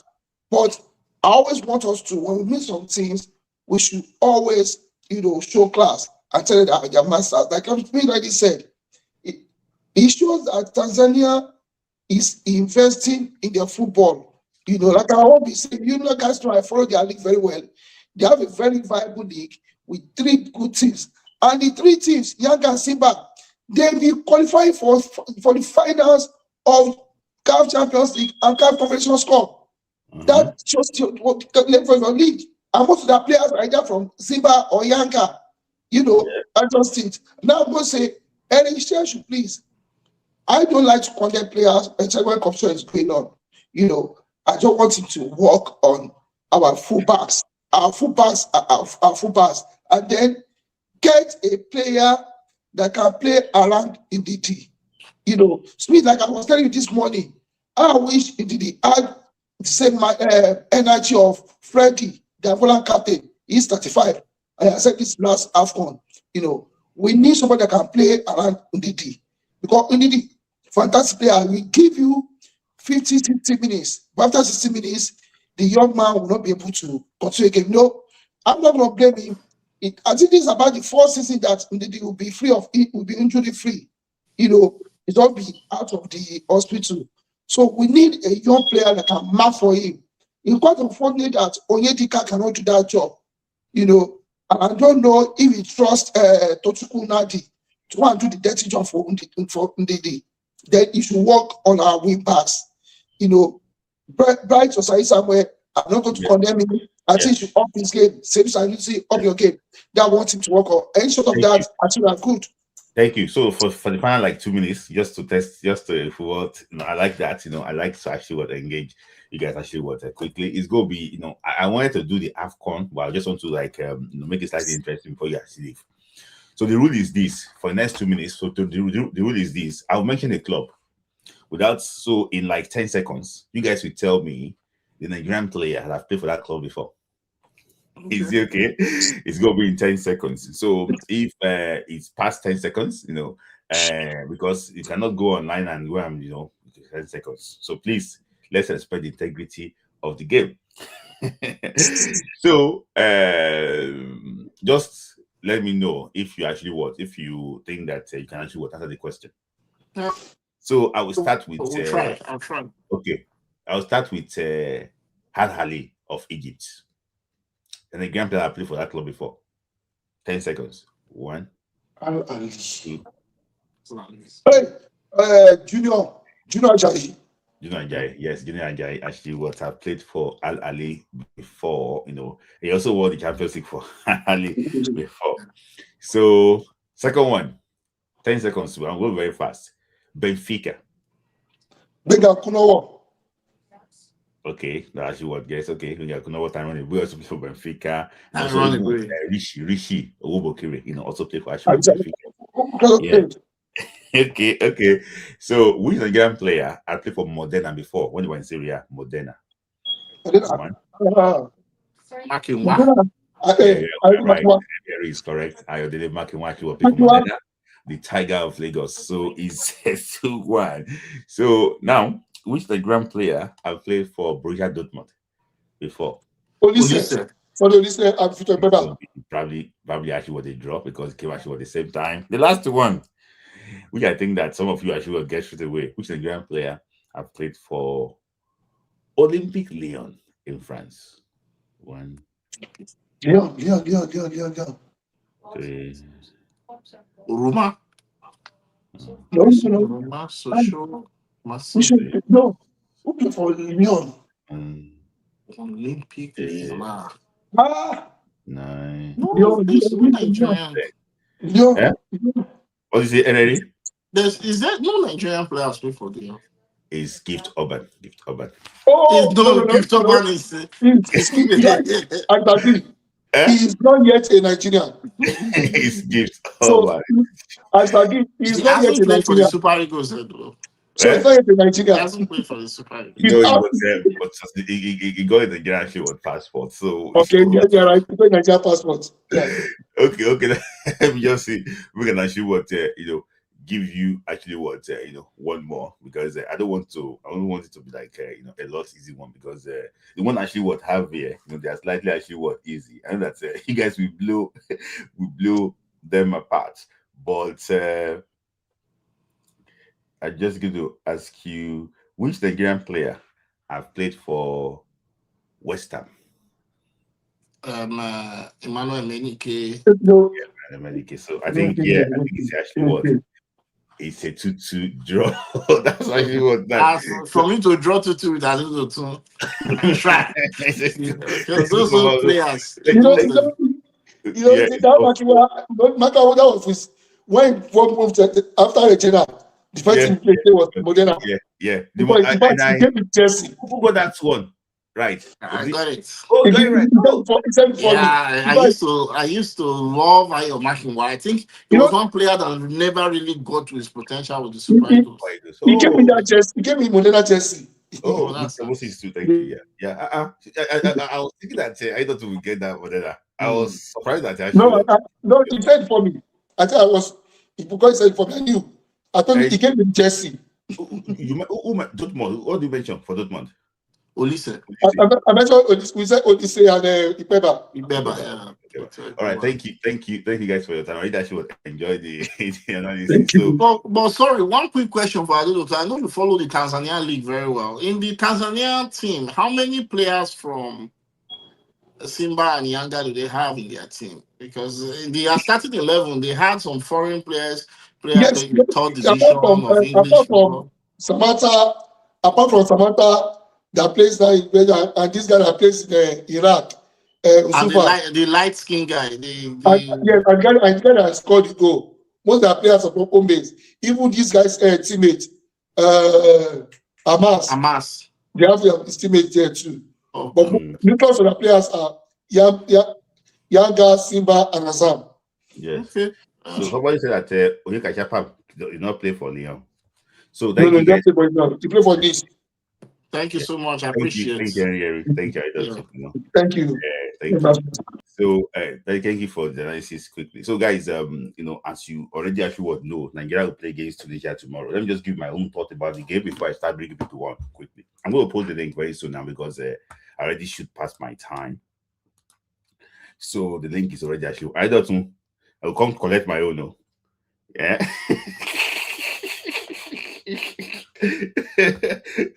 So let me just quickly talk about the game. So for me, looking about the Tunisian game, even when we are way better than Tunisia in 2021, 2022, we lost to them. They know exactly how to actually undo us. Maybe probably I don't know. They just look for a way to handle Nigeria very well. But in my own opinion, I just think that the current Tunisian team is actually is beatable if we know exactly how to actually undo them. I think what will really help us very well is for us to put pressure on them in that midfield, and which actually which will win the ball early and actually attack them. If we win the ball early, attack them, I think we got a chance against them. And I think that beating Tunisia will be like a statement win for Nigeria. Other people will now respect what exactly we can actually do. Did I expect him to change formation? I expect him. If the coach played the same way they played against Tanzania, I think they might probably overrun us in the midfield. I think we need extra leg in the midfield. They might probably sacrifice a player like Ako Adams for Frank Onyeka, in my own opinion. I think it needs to It needs to put pressure on them in the midfield and try and win the ball early. Osai Samuel, you can't. I don't know. But it's just that we don't really have enough options when this AFCON. But still, I still believe. I'm going to ask people questions. I still believe that we have a chance of beating them. See, there's now be a time that Tunisia has been even when we're way better than them, we only have problems with them. In 2006 AFCON, we had one of probably the best team in Africa. But when we played against Tunisia in the quarterfinal, it was penalty. The game went to penalty in 2006. I was surprised. And we lost to them on penalties in 2004 on home soil. Even when they played against Nigeria at home in 2000, we beat them 4-2. They kept on coming back. So Tunisia game is not going to be easy game. And this Tunisia, go and check our head-to-head. We don't suffer in their hands very well. 1977, before the 1978 World Cup, they came to Nigeria. The one that took the ticket away from us. That the one that stopped Nigeria from qualifying for that World Cup in Argentina. That was one of the best Nigerian team of the 1970s. God know the year. Again, too, they came to in 1985. That was when Yekini was still starting to play for Nigeria. We lost to them. We didn't go to Mexico 86 because of Tunisia. So we just need to look for a way to deal with these guys. We need a statement win against them, and I believe that the boys can do it. I wish the boys better talk tomorrow. In my lineup, I think I will only switch Akko Adams for Frank Onyeka and see exactly how the game actually works, and try and like push Chukwueze and Moses. Chukwueze and Lukman. You know, I love it. They talk about Chukwueze and Lukman up front with Victor Osimhen. I think we might probably get a result with that. Tunisia have won 7 of their encounters to our 6. Yes. So if possible, Awaziem can play as a right back instead of Osai somewhere, honestly. But let me just try and bring Sport Ghana is first and Temitope. The Oboe is going to be next after them. Omboere and the PJ Sport will be next. I have OV. Chris is okay. I say I have Chris is my regular analyst there. So it's going to be here for a while. And I have Yusuf also here. So let me start with Temitope and Chris. Chris, don't run away. Chris, come back. Chris, come back. I don't know. I think I have. I don't know. I think I have. I can hear my first one. Is okay. Go for it. Can you hear me now? I can hear you. I can hear you. I can hear myself. I can hear myself. No. Just stop. Just stop. Don't worry. Okay. First of all, I want to see 5 minutes tomorrow. Play 14 formation. I will play Akisumu in place of Onyedika. Onyedika is just full of energy. After 20 minutes, just like in the gas house. So I'll play Akisumu and in the midfield. Push will be up front. And number 10 row to be educative spark. And I will tell Chukwueze and the man would play around Osimhen very well in attack. So I expect 4-3-3 information with manager.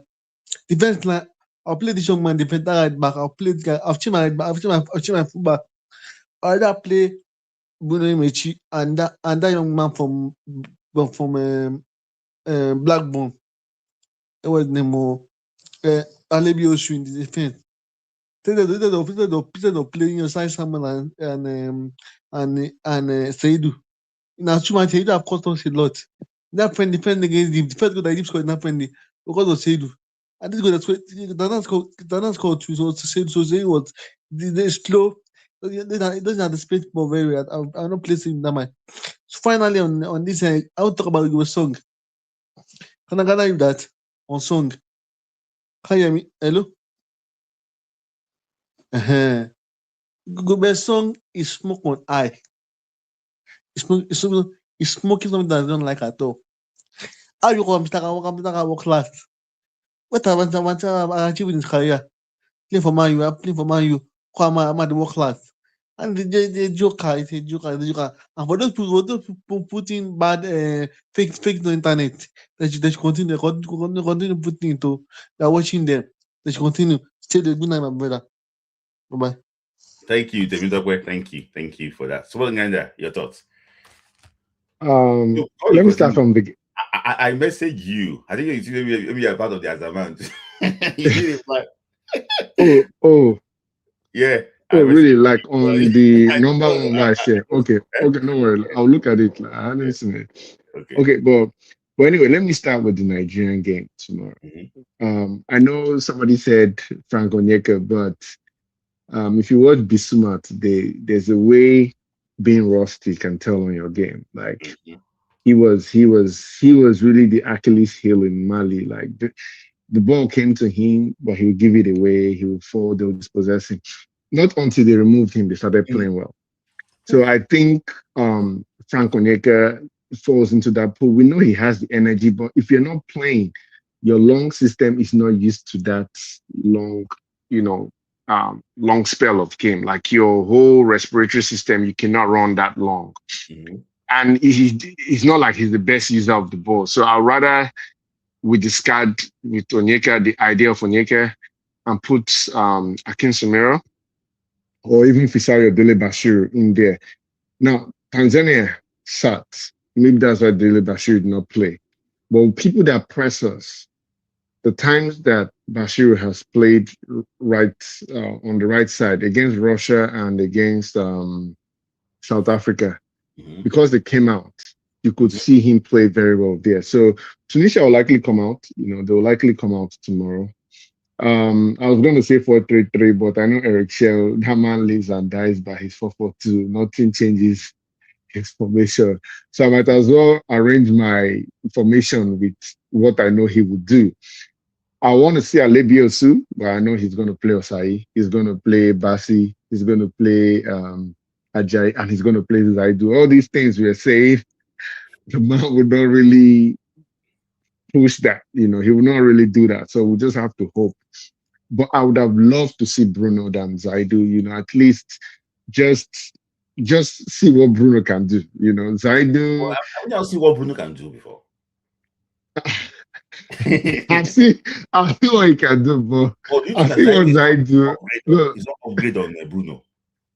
no. See, Zaidu is horrible. Like Zaidu is not really playing very often. I think his last game was against, was it Halas Club in the Europa League? He has not really played since after that game that they drew 1-1 or so. He's not play. The guy is not really match fit.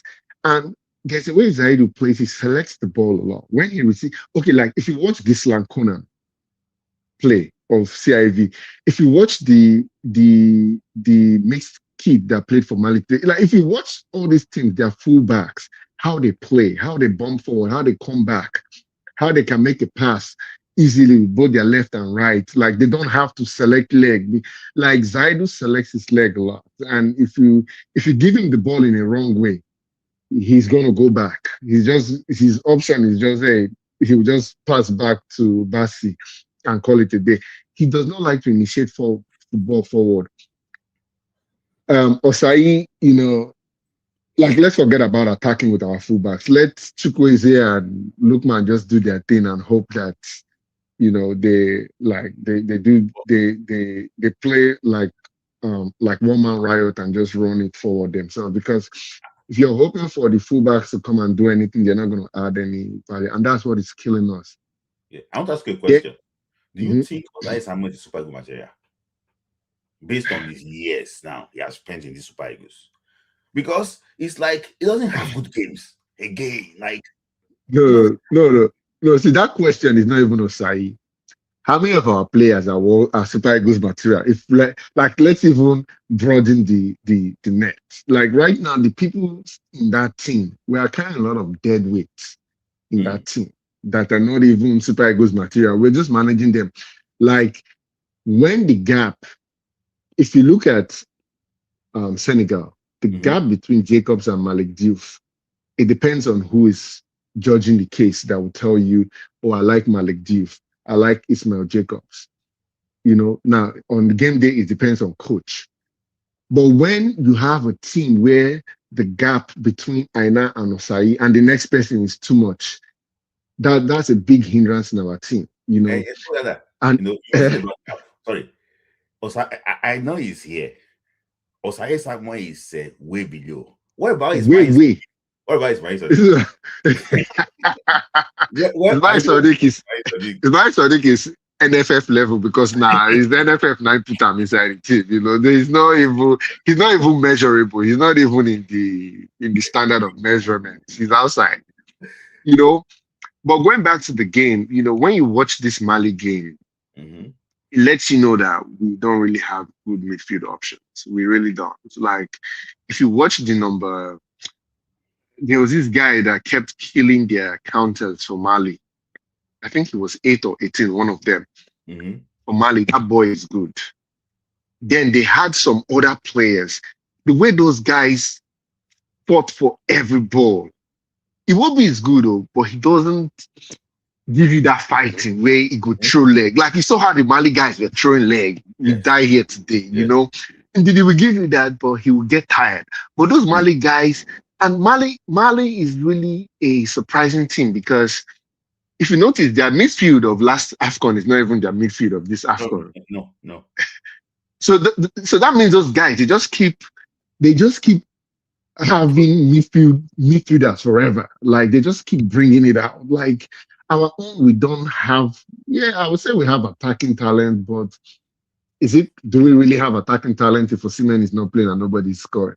You know, so tomorrow, but when it comes to the game tomorrow, Tunisia is very clinical. If we repeat that rubbish of Tanzania, brother, by 20th minute, that game is over. It will be like you see that space they pick between Ndidi and like when they come to the midfield, you only have Ndidi there trying to pursue 3 players. If we try that in tomorrow, it will be 1-2 and they're in the net. Yeah, they'll rip us. They'll rip us tomorrow. What's your score prediction? Quickly before I let you go. If we don't make our midfield tight, like when I mean tight, Chukwueze and Lookman have to be in the midfield at all times. Like that, their wing stuff, they don't have to be doing it here. You know Eric Share. You know what you give us your prediction based on what you know about the team. I'll give you 2 predictions. My heart. Okay, your heart. My loyalty prediction says we'll win 3-2. I expect Tunisia to score 2 goals tomorrow, at least. But if I'm going to stake.com to bet my money and make returns on my money, I'm predicting a 3-1 victory for Tunisia. My betting sleep will be 3-1, but my head, my love is like 3-2 for Nigeria. Yeah. Before you go, sorry, who is your early favorite to win the AFCON based on what you've watched? What I've watched, you can't put it past Senegal. You can't put it past Senegal. Senegal, they've played very, very well. They've played very, very well. And if I can put another team, Egypt showed today that they're here to play at least 7 games in this competition. There's no noise here on the conversation today. There's no noise on the conversation today because they are very South Africa, yeah. Egypt has played very well. Yeah. We'll also come and discuss the game after and see exactly maybe your art or your head actually what about the prediction. But I just for me too, I think if you are being critical about the way Nigeria played, I think you might be right with that everyone. Thank you. So I have Ombueri next and PJ Sports. So I also have a couple of people left. I don't know, Kunle. Okay, Kunle is back. So let me just get Ombueri and PJ Sports. Yeah. Then Ovi is next and Yusuf. Ombueri. Yes, I am happy today. Okay. Yeah. Let me start my prediction. Yeah. Okay, you want to predict before you say let me calm everybody down. Let me put it on fire. Please. For you to understand me, you have to think with your head and with your mind. Do not think only with your head. Think with your head and with your mind. The game against Tunisia is 3-0. In fact, it's supposed to be 5-0. For Nigeria. Oh. I want to come on. Easy. I love easy work. Do you know what it's called? Easy. In fact, the game against Morocco and Mali, I was talking to my priest friend, said, if this game end 1-1 today, Nigeria will win the AFCON. I said, if the game is 1-1, Nigeria will win AFCON. Tomorrow's game, in fact, I will be shouting on Eric Chie, why are we missing goals? We may end up just 3-0. Don't judge those guys because of the pass. Do not. If you do it, then you have to question Mali. Because the whole favorite was Morocco. Tomorrow's game, whether Tunisia have been our nightmare, they have not met Eric Chie.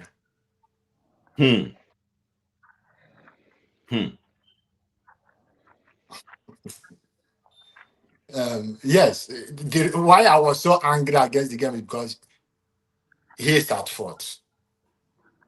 He knew that he was at fault, not the player. He was at fault. Yeah, he was at fault. He understand. The game about is supposed to be 7-0. He was at fault. 7-0. The game against Tanzania is 7. I say those Tanzania don't take your. So let me see maybe somebody can actually adjust himself and come back. I'll wait for him. PJ Sports. My brother, compliment of the season. Compliment of the season. Yeah. One thing is sure, we are going to win tomorrow. Whatever happened against Tanzania will not happen against Tunisia. And there's one thing people are forgetting. Super Eagles is a tournament team. We take each game one after the other. So the way we approach the first game is not the way we are going to approach the second game. Reason. Yes, in the first half, they played a very good football. The only thing they missed in that first half was their passes were not fast. They were not fast. Yeah. Giving each other the ball. They weren't fast. So the second half, the coach of Tanzania did his tactical change. So Eritrea refused to, reply. We won that game just because of the name, Super Eagles. Tunisia, we know the head-to-head between Nigeria and Tunisia. So the Tunisia game is not going to be easy for either side, but we are going to come out victorious. Okay. So, and what's your score prediction? I'm predicting 2-1 or 2-0 or 1-0. Oh, for Nigeria. All I know is that it's not going to be easy. And if Kia is not taking the person that will score Nigerian only goal or the 2 goals, it's not going to anything. It might not be Osimhen because their eyes will be on him. This nation score, Osimhen might not score any goal in this group stage. Because every team now knows once you mark him out, you've dealt with Nigeria. And once you mark Osimhen out, then it gives opportunity for other strikers to be clinical. The problem we're having is just clinical. Just if we are clinical, forget about Osimhen. If Osimhen can drag them away while other strikers can finish the game, and that's it. So, that's a very bold prediction, PJ Sport. I think your prediction is slightly, 2-1, 2-0, reasonable. Like it's one that okay, we know that we can achieve that. But the 5-0, I'm not sure about any. No. Forget about my humble area. Honorable Red is a full-time diehard Nigerian fan, which I am. It can get to 3-0. It depends on how the game is. Don't get him wrong. Don't get I played football. Football is not something you can say. Okay, like the game today between Manchester United and Newcastle. Last week, Newcastle were all over Chelsea, trying to finish Chelsea in the first half. Second half, Chelsea came back. Today, they didn't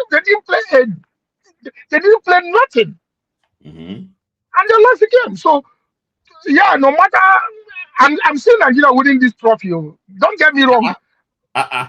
Hey. Like I said, we are taking this game one after the other.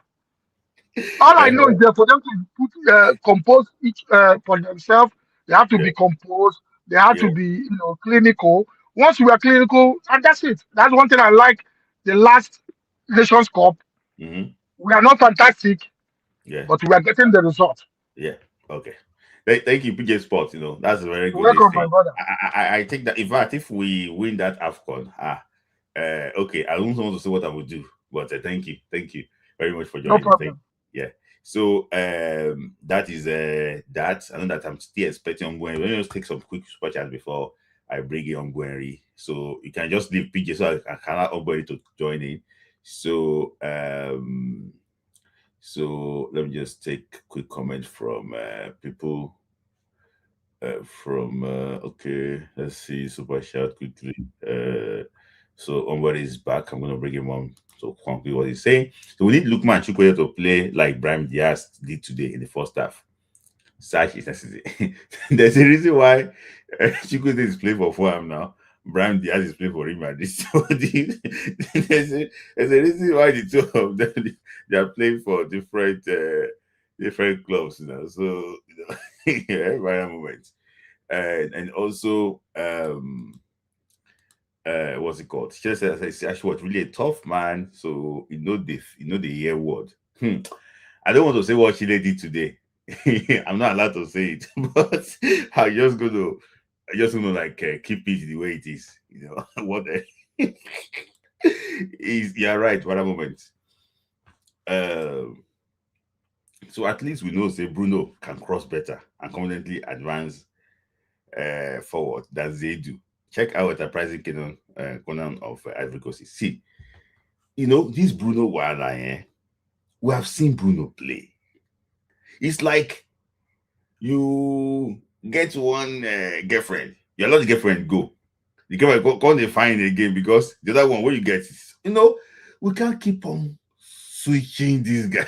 Same. Yeah, same. No, it's fast. See, people have seen Bruno cross the ball, too. So the two of them, they are in fact. We went from Babayaro Udeze to Bruno and Zaidu. Can you see the gap? So sorry, let me just take another super chat. Even a Buei is ahead of Osaye. For me, I like a Buei, if not because of injury. I like a Buei, if not because of injury. So I'll bring Buei back quickly, and then probably with Ovi. So I still have Evan D. He's going next alongside Yusuf, but Kunle. Where's Kunle? Oh yeah. You actually was next quickly after Evan D. So I can see Kunle because you keep on joining back and forth. So I'm gonna actually bring you on to very soon. Is it Kunlexi? Yeah. So let me bring Ombweri back. Ombweri, just final words. So people are really. I see. That is why I'm telling you, relax. Now let me say something, right? Mm-hmm. The game against Benin Republic. Mm-hmm.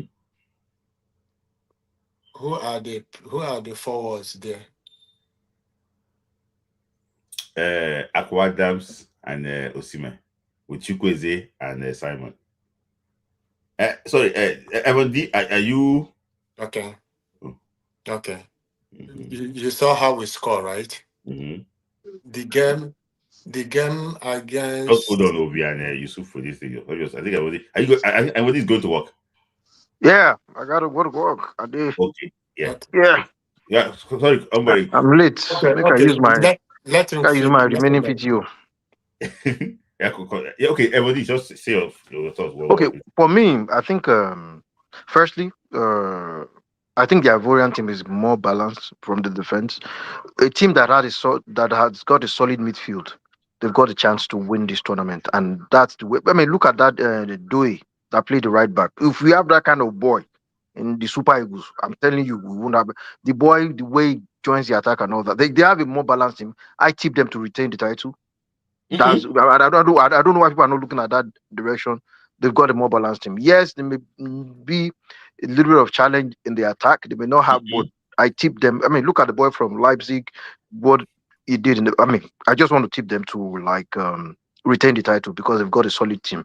Now to the Nigerian team, um, I'm thinking maybe we should go with three central defenders, two wing backs, and we'll have to sacrifice somebody in the middle of the pack because I think playing against Tunisia is a team talent-wise. It's not as if they're better than us, but they are more organized defensively and in their transition. They are more organized. They know what they want to do. And when we play, I've seen this Nigerian team when we play against a team that is not as talented as we are, but more organized, we find it very difficult to break them down.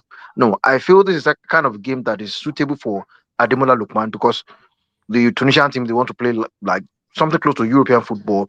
It's suitable for Ademola Lookman. Don't be surprised if he scores 3 goals tomorrow. I mean, that's football.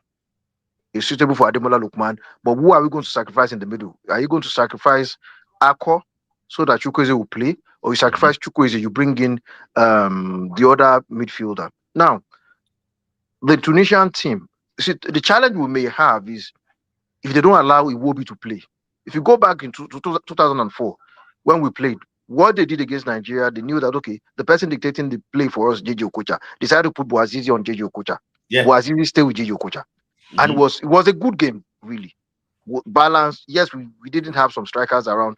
They put Boazizi there. Then, because if you go back to our game against Tanzania, because Iwobi was able to play, it really helped us a lot. He was able to do, those passes and all that.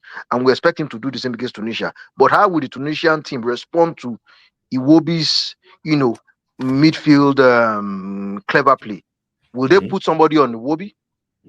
Now, if you have a second midfielder in the middle of the pack, how good is the person in the usage of the ball? Maybe if Frank Onyeka and Didi, you can't play Didi alone.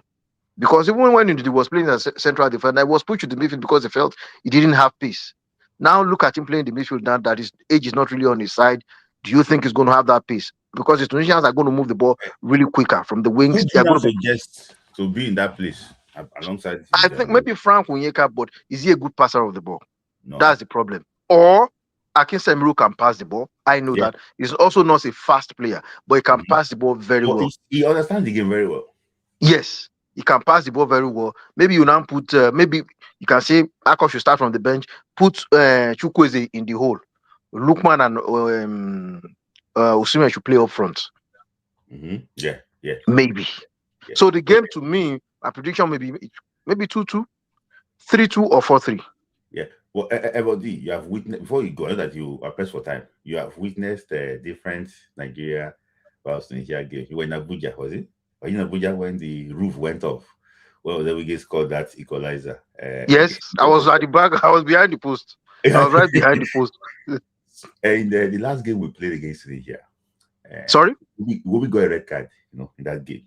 So yes. Do you think that is going to be a pressure on him that come, because Tunisia are very smart, when it comes to like getting good books.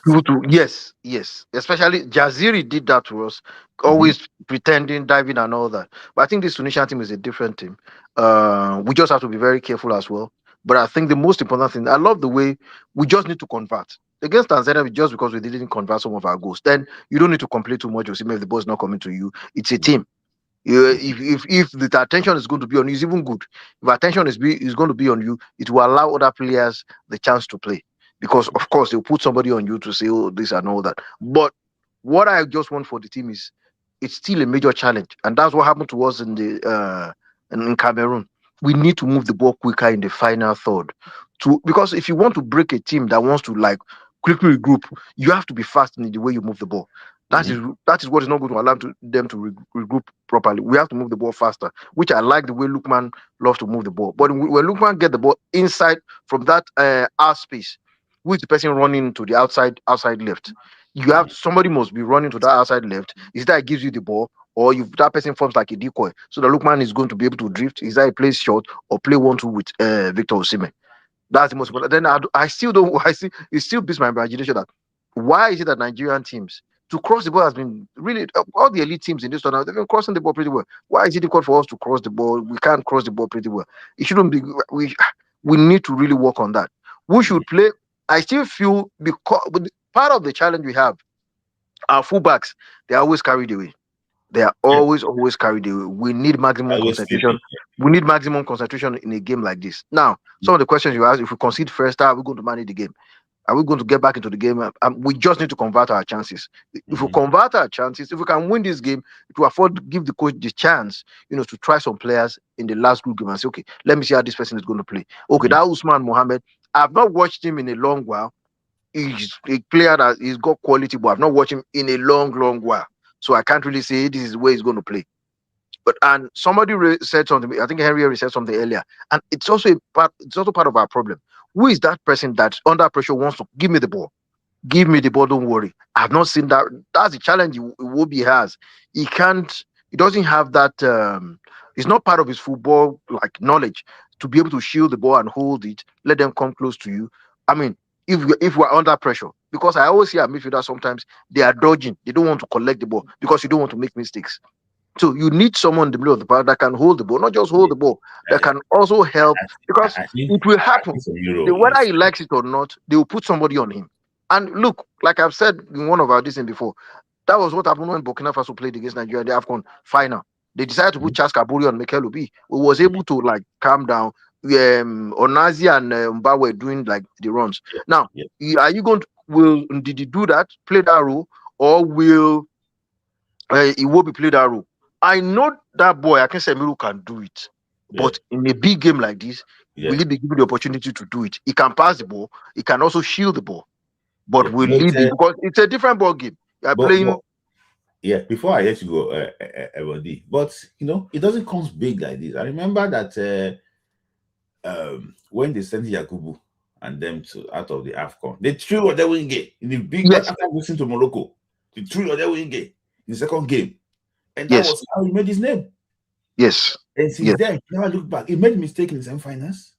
Against Tunisia. Oh, it's just because of the penalty. I mean, he was playing against a very tough. I mean, he was playing against. Look at it. You said Tunisian defense. Khaled Badra, Trabelsi, and Trabelsi was having a very good game.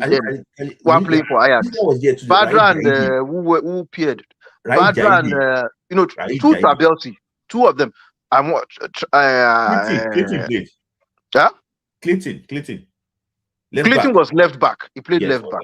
Yes. He was Clinton played left back. But Trabelsi and somebody played Jaidi. Trabelsi and Jaidi. Right, Jaidi. Yes. Jaidi and Trabelsi play central defense. And the guy from Ajax, what's his name? Trabelsi. Trabelsi was okay. Trabelsi was played right back. Badra and Jaidi played central. Well, then Clinton played left back. Then Bouazizi and I think Hassan Gapsi played in the middle of the park for Tunisia. And Hassan Gapsi was the one. Yaziri. Yes. So they had a very strong team at that time. We also had a very strong team. With Olofijano, very physical. Olofijano could hold the ball as well. It could shield the ball. But that's one of the things we don't have with this team a little bit. If midfielders look at the Ivorian team, look at the middle of the park. Fofana did not even start on that day. They've got players who will hold the ball. But if we can also find a way to hold the ball pretty well in the middle of the park and shield, we want to collect the ball, dictate the pace, I think we should be able to play well. Thank you, everybody. All right, thank you so much. Thank you so much. All right, thank you. Thank you. That's a very this man's having football. Yes. I heard what Sports Granda says. Now, so before you stop, let me just address product. Let me address him. No, I wanted to say something. Then you can talk. Can I just talk? Okay. I want to say it. So now, Ombwe say we will celebrate before the goal game. See, let me tell you something. I follow Ombwe and his prediction during that game, and he said something that I will know. I don't know, maybe you still remember. He said that we should face Cameroon, not Congo. But he said that because that Congo game, he doesn't know what will happen. But because you are putting pressure on him, then to be honest with you, he did his prophecy. Let Congo go World Cup now. And just let them go to World Cup. I see Smith, relax. You see the game against Tunisia, right? Mm-hmm. We are overthinking too much. We are, in fact, any person that Coach Eric Chill will put in fact, you guys will say, wow, Ndidi can play. Wow, Lukman can play. Wow, you will see tomorrow's game. Eh? Small Uganda, you guys say you want to go and bet against Nigeria 3-1. Go and do it now, and they will eat your money. You see, Nigeria, in fact, the game, Tunisia is still, to be honest with you, they don't know what Nigeria is going to play. But we know what they will play. They don't know what we will play, but we know what they will play. That's number one. Then number two, how I wish that Coach Eric will bench Asai Samuel and put Ryan for me. I don't care whether that's his first AFCON. Take a risk. I don't care. Remove him. Bruno, don't even put him. That one would be a disaster. I don't know how. That's why I said sometimes when we think, let us use our mind. Zaid put him. The problem we had against Tanzania was problem of not being united. And it shows in that game. Now, let me give you an example of what happened. Lukman scored a goal. Zaidu was angry. Yeah, that is worrisome. Like, he just walks away from as if nothing happened. In organization where there is lack of problem, unity, pressure, there will be an issue. The game plan was look at how we're going to play, and it was working, and I don't want to say this, but let me say this. How I wish that Lukman to come second half. I'm telling you the truth. So Simon to start. Not even Simon should not even start. I'm telling you, Lukman should come second half. Now, Eric, please don't put him at the middle. I beg you. Yeah. Don't put him at the middle. Make him to be Diaz. What Diaz play, right? Let him not be the person that will attack them. Let them attack him. Okay. This is like a prophecy now. Lukman, not analysis again, it's a prophecy. Continue. Lukman should not attack them, right? Let them attack Lukman. Because if Lukman attack them, yellow card is coming. But when they attack him, Lukman will frustrate them. Yeah. So final. And this is my brother that said Onyedika is not good. My brother that wear the jersey, Onyedika is not good. And this AFCON, I don't think they will play him single match. Mark my word. Akisemiro will play ahead of him. I'm the one saying it. In fact, Tochukwu Nadi will play ahead of him. Just wait there, Chris. Wait. Tochukwu Nadi will play ahead of him. Yes, it's not all about talent. It's all about discipline. Yeah. You can't. Okay, don't worry. What is your prediction? Let people hear you clearly. I'm telling you. You see, on a like, we're going to be judging Super Eagles of what they played in past against Tanzania. Is it? I'm saying 3-0. 3-0. We missed 3 pure. They will not even score. I'm telling you, they will not even smell it. I think our defense are not good, right? Tomorrow, let's see. All right. Thank you. We still like to actually have you one more time again because this is a very, very good. Thank you, Thank you. So, Ovi, your thoughts quickly. Time's already fast spent. Your thoughts, yeah. Yeah, so, thank you. Thank you very much, Smith. I'm sure you can hear me very clearly. I can hear you clearly today. Okay, thank you for giving me the opportunity. Yeah. Yes, I understand the game against tomorrow's against the Carthage of the Eagles, the Carthage Eagles of Tunisia, and the expectations are really very high, and there've been a lot of call in terms of the tweaking of the formation on how we're going to set up for tomorrow's game. And then when you try to compare it to how the coach itself, Eric Chell, would really want to set up his team, which is his coaching philosophy, how he likes to play a 4-3-1-2 formation. So you have like a 3 central midfielder, 1 attacking midfielder, and behind the 2 striker, which Lookman is currently playing more like as an attacking midfielder if you watch the game against Tanzania.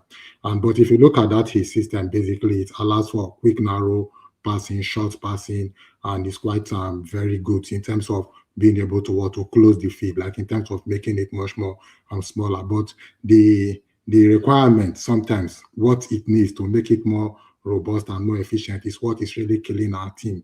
And basically, when you have those kind of systems where the player tends to crowd the middle, you actually need very high work rated fullbacks, right? And fullbacks whom are technically good on the ball. So a typical example would be like, I believe, Bayern Leverkusen team where Xabi Alonso coached them, where they used to play this 3-4-3 formation, and then you have Frimpong coming from the right wing, and then you have Alex Grimado coming from the left back. I mean, both left and right. So this is what is needed. So if you really look at it, most times in the game, when we try to play, you see Chukwueze inviting into the middle, and then you would expect, Osai Samuel to bump in forward, and then you would also expect Saidi Sanusi to be able to bump in forward, to be able to create that width for the team. But being that we don't really have those fullbacks, because really the fullbacks are very, very critical when it comes to how we set up with this 4-3-1-2 diamond formation. I think this is what is really currently lacking, and I hope Eric Chell is able to twinkle this formation in order for him to be able to get the desired result, considering the fact that we're going to be playing against a Tunisian side. We have the likes of Skiri in their midfield, and then you also have this Hannibal, Matchday, and those other guys, and then they like to play 3 men upward, and considering the fact that the fullbacks now are going to be loaded. So because like the formation we play kind of like exposes the fullback, so you need a fullback that has this sort of work rate in order to be able to meet up with this 4-3-3 formation. And so if I try to look at it with regards to how we actually played our games against Tanzania, right? You would understand that what Eric Shell actually did was to bring in this other guy, what was his name? The one that we placed from the right that they later bring in. I'm trying to Bashiru, when he tried to bring in Bashiru in place of Samuel Chukwueze. So the essence was for Bashiru to play into the middle, just like what Chukwueze does, and then try to drift into the right. But I really think that Bashiru maybe has not really understand that coaching philosophy. So this now becomes the big question is, how do we now set up? Now, people have talked about bringing in Onyeka, but one of my questions is, if he comes into the midfield, right, he's very good, he's energetic, he can win the ball, but what does he do with the ball? How does he progress the ball going forward, right? So, and this is where I would maybe want Eric Chell, if he wants to drop Aqua and maybe bring in somebody more energetic into the midfield. I mean, somebody like Toshuku Nadi is there for me. I don't have any problem if you can throw him into the big game, just like how you suggested in case of Osaze Amodewenge in 2004 Nations Cup. I mean, after all, looking at the Malian team, one of the questions I keep asking myself is, if somebody like Mamadou Doumbia can be playing in the midfield for the Malian national team at this level of the tournament, why is it that in the Super Eagles, if you look at our 11-player setup, you really don't have any of the boys between 21, 22 is currently in the starting lineup, and it really does not really cause for confidence. Are they good enough? Who? The players you're talking about. Which one of them are you talking about? You said that the Nigerian player, you don't see the profile of young players in the midfield. I don't really see one. I'm just trying. It's just a problem. I'm not saying they're good enough. I'm not. I'm just. It's also a concern for myself. I'm just saying generally. I mean, we've played even in talent like Benjamin Fredericks, similar talent like Benjamin Frederick. I mean, we played a game before against South Africa where a 19-year-old boy won the man of the match and that kind of a thing. So I mean, these are the kind of things. So really, I think the kind of setup we play against who's the 19-year-old man? I'm trying to remember. Bokazi, South Africa. Is it Bokazi? Yeah, that's that tall guy. Are you sure he's 19? Well, let's I think he's a conclude. young guy. A He's a young young guy. category. Yeah, Yeah, it's he's correct. under 20. Mbukazi is young. Yeah. I continue, Ovi. Yeah, so when you try to look at it, so as for Eric Shah setup, left for me, because I've looked at the different opinion, I would say, well, for currently now, we currently have a winning team, which is a team that played against, what was it called, Tanzania. So I wouldn't really want much tweak to the team. If possible, let him maintain the shape of that team, and maybe during the first half, if the team is not meeting up to expectation, then they can tweak the team. But there have been calls anyway to bring in an Onyeka into the game, but if that would work, then that's fine. Yeah. Yes. Ovi, so what's your prediction? My prediction for tomorrow's game is going to be, I'll say, like a 2-2 draw. 2-2 draw. So, do you think historically we can walk away with the victory? Like, based on the way we used to have Tunisia as a very tough opponent. Yeah, this is where it really looks very interesting. I would not even look at it in terms of Tunisia. We look at it in terms of North Africa generally. I mean, if you look at when we had players who were very technical on the ball. I mean, if you look at the 2000 AFCON, one of the teams we actually had more edge against were the North African teams. If you remember in that tournament against Morocco, against Tunisia, I think we even won was it 4-2? Was it Tunisia? We won 4-2. 2000 AFCON, Nigerian Ghana. Morocco 2-0, Tunisia 4-2. Yeah, that's right. Yes. Oh no, we used to beat them when it's when it's West Africa like South, But anytime they go to the north. Yes, when it goes to the north, because remember in 2004 AFCON in particular, I think it actually ended in a penalty. And then we even lost to Morocco in the first game. Yes, and then we actually lost against them because when it gets to north, and even in Tunisia 94, we could not even beat Egypt. It was one of the teams we could not even beat. Yes, not the almighty Rashidi Yakini in that. Even I'm coming at Egypt 2006. Okay, we lost in semifinals to Egypt 2006. Yeah, we lost in semifinals to Tunisia. Against Tunisia. To Tunisia, yes. We went to penalties. Yeah. Let me see again. Algeria, the one in Egypt 2019, we lost to Algeria too. Can you see in semifinals? Yes, so North Africa has been a very, very big problem. Yeah. Even I know that in Libya 82, did we? So we used to, even Algeria in August 90, we lost 5-1 to them in the first game. Yeah, but I don't really think the North Africans are really going to have an edge over the Super Eagles. I mean, if we can really play them, I mean, if you watch the Malian game, we won Tunisia 2019, yeah. We won Tunisia 2019. So if you ask me generally, I would not really say the North African team, which is particularly Tunisia, would have that edge over the Super Eagles, which is what I'm going to disagree with, because I think the Super Eagles to tomorrow, because if you really notice, there's one player I'm really saying, I think this is where I'm going to agree with Humble Henry, right? If you look at teams that play a bit more European style of football, I might see somebody like Lookman tomorrow stealing the show of that game. Because the Tunisians are going to play very technical, very tactical, and this is the kind of game that really suits a player like Ademola Lookman. So I think Lookman is going to possibly be in my team, do one of the big damage. Yeah. All right, Obi. We always like your lecture, the way you break it down, the way you use well thought analysis. Always. Don't worry. When we will probably one of these days we go you are very vast in Nigerian football. Go there, throwback, just to dive into Nigerian football in the past. Maybe probably when Nigeria win their fourth AFCON. But thank you. This year. Thank you, Obi, for your time. Thank you. Thank you. Yeah. So I think maybe all of us just come on and finish it off. But I'm coming to Kulexi. Is this Seal? Is this Seal? Is this CI? I don't know. I can see that. Are you there? Are you driving? You can just text me. I think you are driving because I want to bring everybody up now. I have Yusuf, Michael, Chris, and Kola. Just come on once. But Kulexi, let me hear from you. I've been here for a while. Let me hear from you.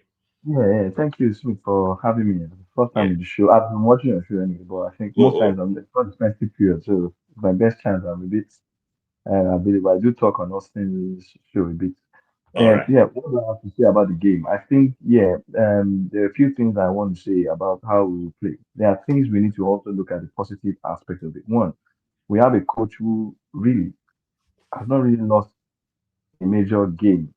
We need to put that into like a 90-minute game. He's not really lost a major game. So that has to count for something, which means that one way or the other, he the team might, no matter how they play, he understands the philosophy of the game, he knows how to grind results. So that's one positive thing. We might look at the Egypt game, and say, well, but then we understood how that game would be, and most of our players were not even in that game, so it was fine. It was a test match. So that's one thing. Two, also, is how he plays. That's another thing that we need to look at. And that one, no wonder why Mali, even without a chair now in this competition, are doing well. They have energy. And I Mm-hmm. think that's what Super Eagles is missing. And that's what I was happy what Odi and one of the other person said. I think that's why information and his pattern is very good. Yeah. But maybe requires a few tweaks to how I will always like when a coach has a philosophy. But I think if you have a philosophy, there's nothing wrong with it. Just pick profile. They don't have to be very popular players. Pick a profile of players that will do that. I don't think Eric Chell likes to cross the ball. I don't think he wants to play situations. Maybe that's why our wing backs don't even they're not we don't bring the guys who know how to cross the ball in well. I think what he wants from his wingers, his fullbacks, are the people who are more energetic, who are more defensive oriented, and 1v1 you can't beat me, or can have good. And when they go forward, they can supply something. They just, I think he wants the fullback to be able to assist in those passes to progress the ball forward, as opposed to when you get to the front go and cross more or less that kind of thing. It's just more or less give it that additional man to help us link up the play and put the ball to the strikers in the middle or feed it that way. I think that's how he Yeah. wants to play. But I think with the current team we have, situations like that, to because of the way our team is vulnerable at the back, we need to have a standby three people all the time to stand. And I would choose Zaidu, Basi, and Shemi Ajayi to stay back. And for that reason, I'll probably even play that Ryan. I'm watching in the UK in the championship. He's good going forward. He's good on the one-to-one, and he's good with passing and link up play, and he's quick. So I would rather we play a 4-4-2, the four, I mean the same way he plays, but there are some coaches that have a preference, a dynamic move where that they, only one of the fullback have that right to move forward. So I ask you to have three at the back kind of scenario where you can give yourself some defensive stability. And I think that's one thing we should probably do. Forget about this issue going forward too much because the problem with the issue is not like he's not good. I think we just can't expect what you're going to meet from him. Some days he's having a good game, but I think the problem is that transitioning of moving forward and backward because of the how much concentration he loses. He always gets caught off the ball in the defensive shape. He's off the ball, especially when he's coming backward. We have players like Kekes in Liverpool. I'm a Liverpool fan that has the same problem. It's not like they're not good attacking or defense, but it's just when they're not with the ball and you're trying to run into shape. Where do you run to? How do you guide and man mark and close the passing lane and stay in the right position? He struggles. That's another level of technicality. But looking at our coaching team, I don't think any one of them is good enough to sharpen any of these guys and to close that gap. And that's one of the major problems we have. Our off the ball coaching. And I don't the CV of our coaches, I'm not sure they are very good to sharpen that. Number three, I think Osimhen has got the quality, but he needs to make changes about it. I always like it. Players like that. I think for the team, they are better off if they quickly score the first, quickly score. You will enjoy the game. If they can score in the first 15, 20 minutes, then they are going to win more because the pressure to score goes away. You get the best from them. The longer they go in without scoring, that was why I was unhappy that he didn't score against that Atalanta because I think it would have favored us against Tunisia the way we would have played. Less pressure. All this one going AFCON, they know all these things. So the pressure is there. The Salah is scoring. Some of the other key players for all the other clubs are already scoring. So you can imagine how he will be feeling. But I think there were so many times in that game that he should have just played a shot. Just instead of taking that shot, just playing the ball, cut back, because they always know you want to kick. And you can see the defenders when you even get a lock of space, they want to launch to block the shot, and he's always also trying to force the shot that I don't know is on off target. Finish and give a pass. And I think that's wanting to collect the ball. The coach can also play a dummy. Let them do it for the first 10 minutes. Just go and see they want to give all the ball to make him be making the run. And then at the fourth time or fourth attempt, they will think it's the same thing. Look now, that's how we scored the goal. Look at the keeper wasn't expecting him to shoot. He had a quick look and he saw the angle, then he made a shot. So sometimes instead of you, they were expecting a pass, you shoot. And if they are expecting a shot, like instead of thinking you shoot, just pass. Many times if they had done that, we would have had a few goals. And I think those are the few changes that team needs to make. I think the midfield. as well. I would suggest that we have players who can run. The problem with Frank Onyeka is I think I would rather see play him anyway. The issue is who you are going to sacrifice for him. In the context of who you are going to sacrifice for him in the front, whether it's going to be Aqua Adams that's going to sacrifice for Frank Onyeka in the context of maybe trying to seed up the midfield because of the way Tunisia they play 4-3-3, which is why I said that third three person has to be standard, stable at the back, and then the fourth person would counteract it. Because if we play with that Iwobi style, where Iwobi and Ndidi will play there, and then we have Chukwueze, I don't say even when it comes in, it only helps when it's coming to where we are with the ball. I think we should be prepared for not being with the ball against Tunisia. We're not playing Tanzania, so we need to be prepared for when we don't have the ball. How do we get the ball back? And that's something Mali did. They took the game to Morocco.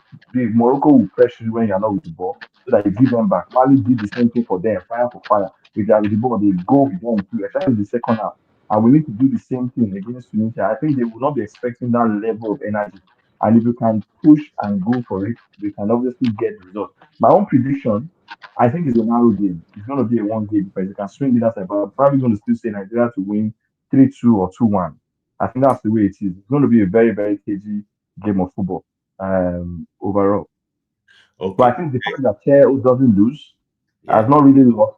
I think it's something, it will count for something. Yeah. So you made. I really enjoyed. That's why you make your debut here. But I really enjoy your analysis. You made a very good point about how Eric Shell like his fullbacks to play, and that's why it's been crazy about the certain fullback to play for Nigeria. Because that's the type of profile that actually what wants. The profile of the player he wants is not the one that Nigeria got in the national team. You cannot buy player. You have to stick to the ones that are actually available. I understand. See, when he was in Mali, there was this guy that plays for Real Sociedad. It was his right back. Is he called Ahmad Traore also? He's the guy that normally crossed the ball. He's okay because he's like the winger.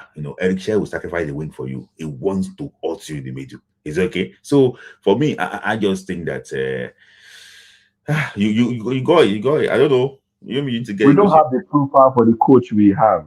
That's Yeah, the problem. And, that's the and that's why problem. I said for him, he's doing well because he's still managing to play with those teams and Yeah. play well and achieve something with them. And that's why you see this Mali set of players. Look at the new coach doing the same thing. Same thing. Their Yeah. energy all through. True. Yeah. Energy all through. They Yeah. don't you can leave the technicality for them. Their energy all through. And you Yeah. can see it in the way they play. And that's exactly what Eritrea is looking for. But Yeah. we have to be fair, we have players who are not going to be able to run that energy 90 minutes, Nice minutes. unfortunately. We don't That's the have. truth. We won't. So Yeah. if we don't score early, it becomes more problematic. That's the truth. And that's the secret to winning that game tomorrow. Today rather. If we can score early, then we are good. And I even wish Osimhen can score early. I think if Yeah. he does score early, then that type of one Guerrero's prediction can happen. Yeah. Yeah. Oh, thank you, Mr. Kunle, for that analysis. I really actually enjoy that. A lot of people also say that they enjoy the way you actually will talk. Thank you for your time. So now 2-1. Is it 2-1 to Nigeria or 3-2? Okay, I think he left already. Is it 2-1 to Nigeria or 3-2? So I'm gonna be bringing Mr. Yusuf or Mr. Michael, Chris, and Kola all together once. What So, about but me? no, yeah, you are here already now. You said that. What about you? Okay, okay. I almost So, forgot. It's a pleasure. It's a pleasure to all finally. right, nice to talk to you too. Yeah, yeah, yeah. I've seen your analysis, and you're one person that I really take seriously when it comes to Yeah. soccer and stuff. You're doing like really well, and thank you for the opportunity to speak on your platform. Thank you. So, Thank you. let, Welcome. let me go on to say that tomorrow's match. So the thing about Eric Schell is that I think we've touched on it here. He's very stubborn, but we have a very good coach on our hands. I like. I think you were one of the people also that were like saying the same thing when he Yeah. was first appointed. Even me, when I saw him with Mali and the strides, and I mean the things he did, he achieved it with that Malian team. They were very young. I Yeah. gave him credit for that.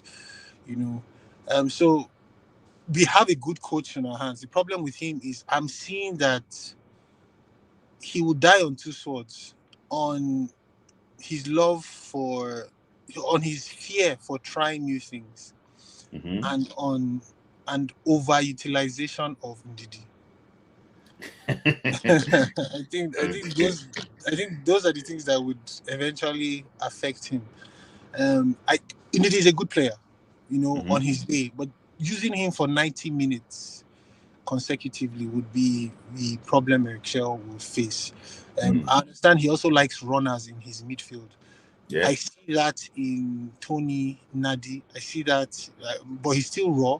But I also see that in Akin Serimo. Samiro, yeah. Akin Serimo. That guy, he's not only a runner, but he's very, how do I say, he's intelligent on the ball, Yeah, and he he sees the has game. the ability to pick passes.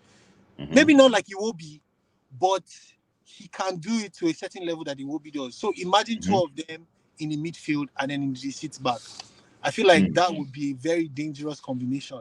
You allow Iwobi to roam and then also come back, because tomorrow I guarantee you that Iwobi is not going to have the same opportunity that he had against Tanzania, because any smart coach will know lock Iwobi up and Nigeria is finished. Honestly, the creativity in Nigeria is finished once Iwobi is gone. So they will just mark him out. But then if you have an Akisoro, he'll be able to absorb the pressure and allow Iwobi go to different places where they've not planned for, and then give crosses and whatnot. So I think also another thing with Eric Shell is that I don't think he's very observant to the fact that every time Nigeria has won decisively, it's been 4-3-3. Against Congo, it was working until what's his name got injured. Osimhen got injured. That 4-3-3. When we played Benin, when we were playing the 4-4-2-2-2, we were winning, but it wasn't convincingly. It wasn't convincing. The moment he switched it to 4-3-3, you even had Onyeka scoring. So I don't know why he's stubborn and stuck on this 4-2-2-2 thing. I guess he can use it for small teams, but even if you notice, against Tanzania, we were creating chances, but they figured us out quickly.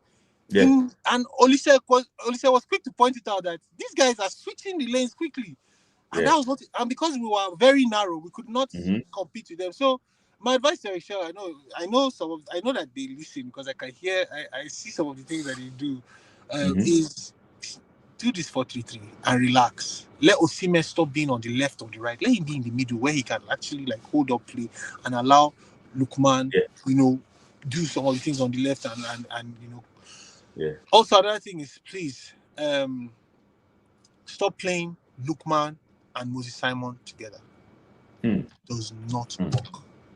It does not work. He has tried it so many times. It does not work. I understand that he wants Lukman to have more opportunities in front of goal, but Lukman's strength is his ability to invite. Like he does it almost naturally. Like he knows how to.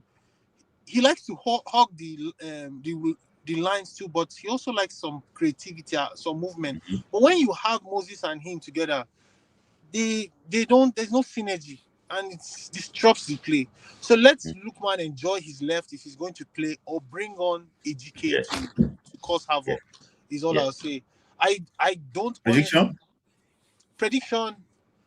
They would definitely score. So we have Wabali in post. They would definitely score. they would definitely score. We do not have a good right back. That's except Shell is willing to try that new one from Blackburn. I can't remember his name right now. Yeah, Alibiosu. Alibiosu. If he's willing to try that guy, I think we may have a chance. But ultimately, there's this guy that always talks on your channel. He's light skinned, very passionate about Nigeria, but he's always right. I remember against Congo, he was so worried. The guy that said 7-0. The guy that was predicting 7-0 just now. Oh, Henry, yeah. Henry. He's somewhat right with his predictions, because I remember when he saw that Congo qualified, he was worried. He said we will not win.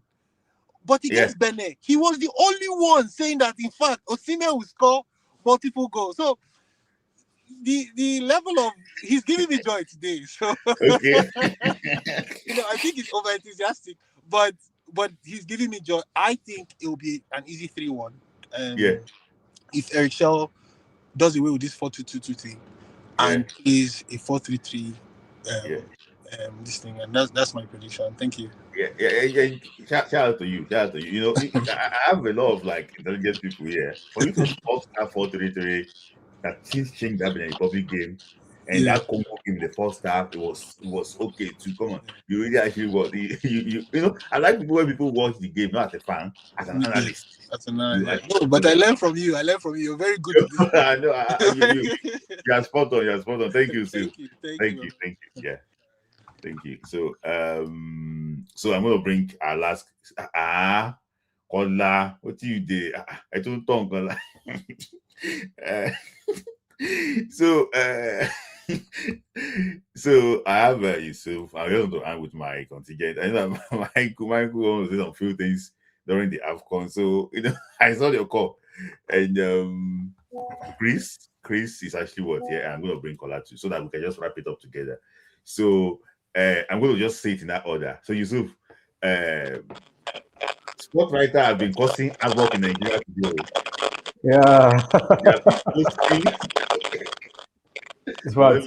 So many things on, especially on the social media, and I've read even there's a particular one who wrote that there's a verdict over the Congo saga, and I was like, so I had to check other outlets if there was none. So so many things that are fake news and the likes. That's what we have Let's on leave social them. media. Let's go to Well, from my own angle, because I have to join another meeting now. So I think playing Tunisia tomorrow, one of the things I think we should try and avoid is that's our traditional way of playing back passes, especially from Sanusi or some of our back playing to one bally at the back. We should avoid that because this Tunisia they have the pace, they are very fast and they are intelligent as well. So we should not think we are playing this any small team. We should be very aggressive when we play at.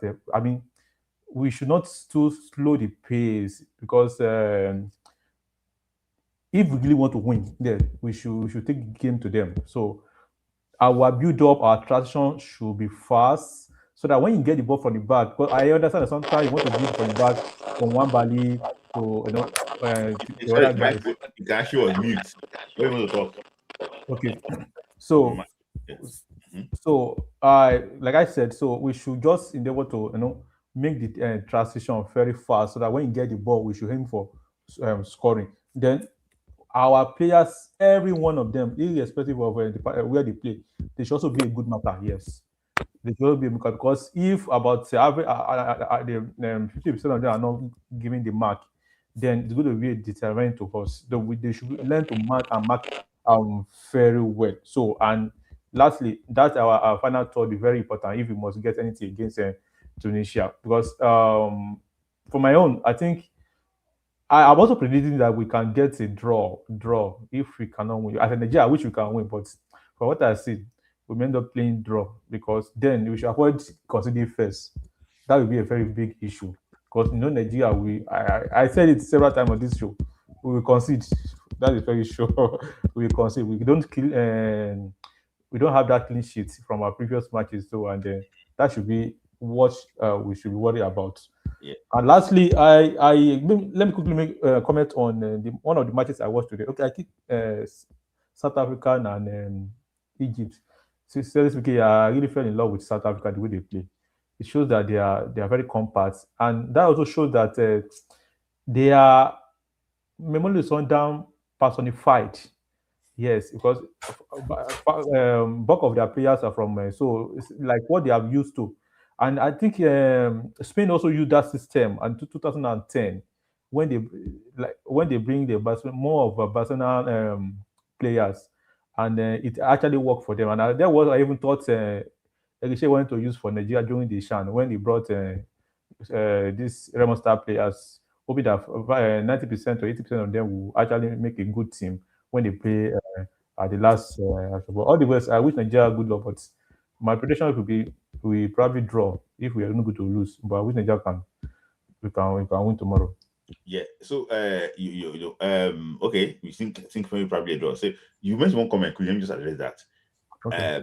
That Eric brought in Remo Star's player. He also wants chemistry, but unfortunately, Yeah. Remo Star It's not about with any of those teams. You saw the way they came to Nigeria, taught us a football lesson.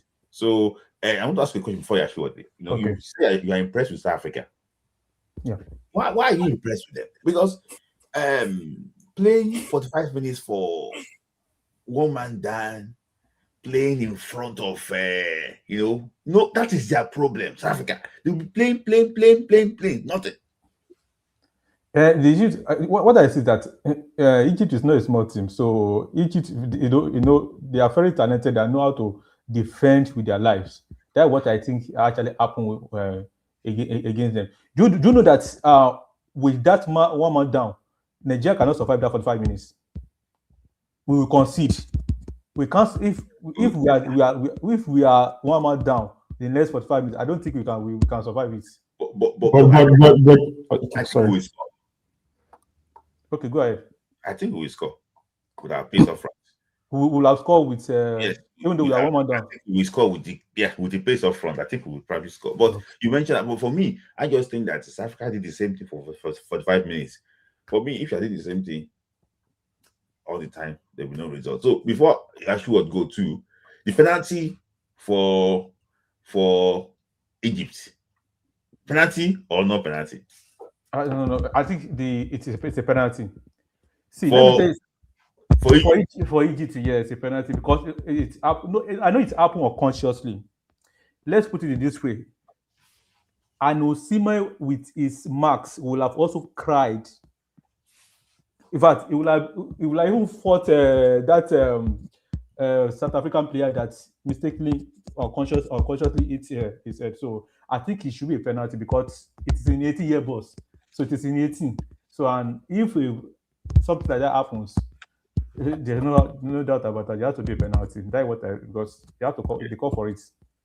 Yes. If it's Nigerian too, I think we want it to be a penalty, especially for Osimhen. Yes. Well, they put hand on Osimhen's eye in Tanzania. They didn't blow for it, But it wasn't 18, but I thought he blew. Was it? Did he blow? Was he? I think he put his hand like he was fighting. Like yes. It was fighting because that bite, the eye that he was having so many stitches. That was like where the guy put his eye. I know. I'm happy that they cautioned Koliso Mudau. He has been doing that one for so long. He likes playing his hand. So I like the way. Did you also think it's not a penalty or what? See, if I'm talking about, I'm so biased. It's a penalty. It's a penalty against them. Okay. I'm very biased. It's a penalty against them. So, thank you, Yusuf. I'm sorry for keeping you. All right, no problem. Thank you. For the post match. Thank you. All right. See you tomorrow. Okay. Yeah. So, let me go to Mr. Michael. I think there is something wrong with your audio today, Mr. Michael. And Kola is our engineer. He's trying to restart it. It's like there's something wrong. You can mute yourself, Mr. Michael. Oh, me? All right. Okay, yeah, you can talk now. I think it's fine now. All right. So, number one, what I called you for, I think the penalty against Mali was wrong. Brian Diaz dribbled a defender. The defender was on the ground. He did the snake bite. The defender was trying to stand up. There is no way you will put that hand. The ball then touched the hand. The touch on the ball did not change the direction of the flight of the ball. The ball touched the hand, came back to Diaz. Diaz took it the way he wanted to take the ball. That was his intention. The ball went to the direction he was looking for. In fact, when the ball went to the corner kick, he just went to pick the ball because he didn't know that the ball touched the hand. The direction of the ball did not change. Diaz touched the ball afterwards and then moved the ball into the box 18 to try and score. You can't call that a penalty. It did not stick out his hand. The ball came to him when he was standing up from the floor, and the ball was not to pass through him. The ball was to pass in front of him. Can you hear me? Yeah. The ball was to pass in front of him, and then Diaz was to cut him. That was the intention of Diaz. Sorry. There was a deliberate. There was movement. I don't know. Maybe it was me. I saw a movement of his hand to the ball. He was standing up from the floor. Remember, he was on the floor. Yeah. They dribbled him. He was on the floor. There is no way he will not push his body. He was pushing his body with that same hand. So the ball came Okay. to, Okay. he was pushing his body to stand up with that same hand. The ball came to that same hand, and the touch on the ball did not change the direction of the ball. That is the most important thing. It didn't change the course. In fact, the ball went in synchronization with the Haas movement. The ball was going the same way the Haas wanted to move. So there was no way it disrupted that ball. It didn't disrupt the ball at all. The Haas did his own intention with that ball. Anyways, that aside, for tomorrow, I'm thinking maybe Eric Chell may use his Christmas tree formation for the first time in Nigeria today. Today, he has this Christmas tree formation where he plays 4-3-2-1. Mm-hmm. So, some people have said my mind already, but I think maybe it might be a little bit defensive minded here and put our Zem as 2. Leave Zaidu on 3. Then you have Iwobi on the left side of the midfield. And then I don't know who we will put on the right side of the midfield, but it's not going to be Franco Yeka. And then use Ididi. Yeah. When Ididi is tired, when he's finished spending Ididi at 60 minutes, Oyeka will now do his 30 minutes. If Oyeka plays 34 minutes running, he can't get out in 30 minutes. It's not that bad for Oyeka. I know he can give you half time, 45 minutes of run.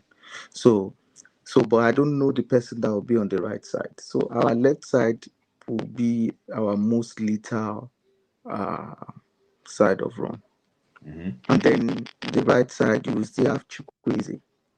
Or if he wants to be really defensive minded, he can still put Simon there so that Simon can come and form more body if there is problem in the midfield.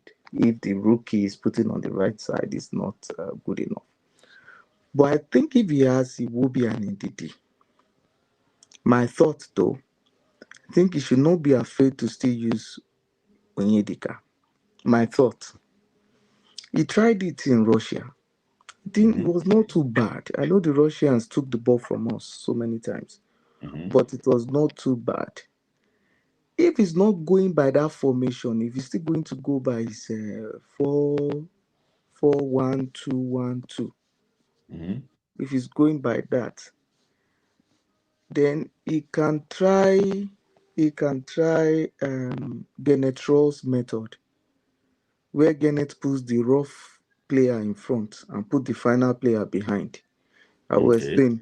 So Genetro will play in DD and Mikel behind, and then put a table, in front, so that the table will now be the destroyer from the front.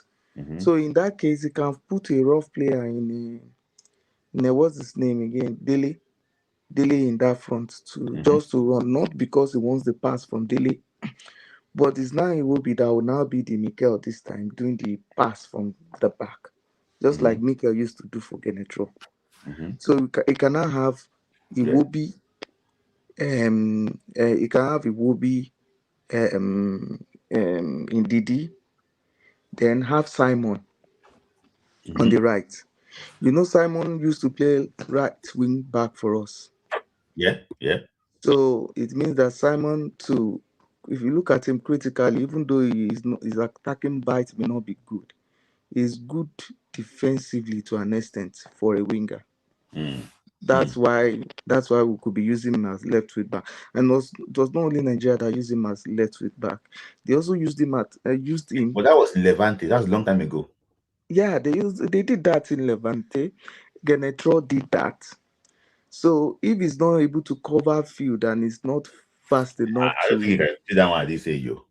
So what he would do, what you will be doing, is that he will now be doing the run in the circle of the midfield, in just that right side of the midfield. If you are doing the 4-1-2-1, so we will not expect him to go and give Osimhen cross, but we expect him to stay so he can use the speed to go and mark. It's to mark now, so he will be able to do that. Then the orchestrator will now be, he will be again from the left side of the midfield. So you have the base, Moses on the right, it will be on the left. Then in front, you now have the Dele Bashir with the destroyer. and then you can have Osimhen and Lookman in front. But I would have preferred it goes with the Christmas tree formation, which is the 4-3-2-1, and I think that will give us more bodies in the midfield. We'll be able to take the ball from them, and we also have fast players that can transition the ball. Then Iwobi is not under pressure. It will be difficult to know who to mark. Because Lookman can pass, Chukwueze can pass, Iwobi can pass, even Yedika can also pass. So, but if Yedika is not good enough, you can try your Akisemiro. The problem is that we have not seen him play, and that's why it's also difficult for me to put Ryan Alibiusu. The white people, they don't just say because they've seen you, so you have to come to the system and show it. So I'm not against them, but the fact that it's clicking for them somewhere else does not mean that it will work in Nigeria until we see them do it. So that's what I think. And then for South Africa, I think it's penalty. My bias, I was happy with my bias today. I didn't want South Africa to win. Because if they won, none of it will them not come be. to this live this evening. Yeah, if they won, it will not be about them winning Egypt. It will be about Nigeria not qualifying for World Cup. I don't know why everybody wants to rub everything on Nigeria. And I didn't like. I also wanted Mali to draw. Why is because I want the mystery of the fear factor in Morocco to be demystified. So today now everybody now said that okay, we can actually take Morocco on.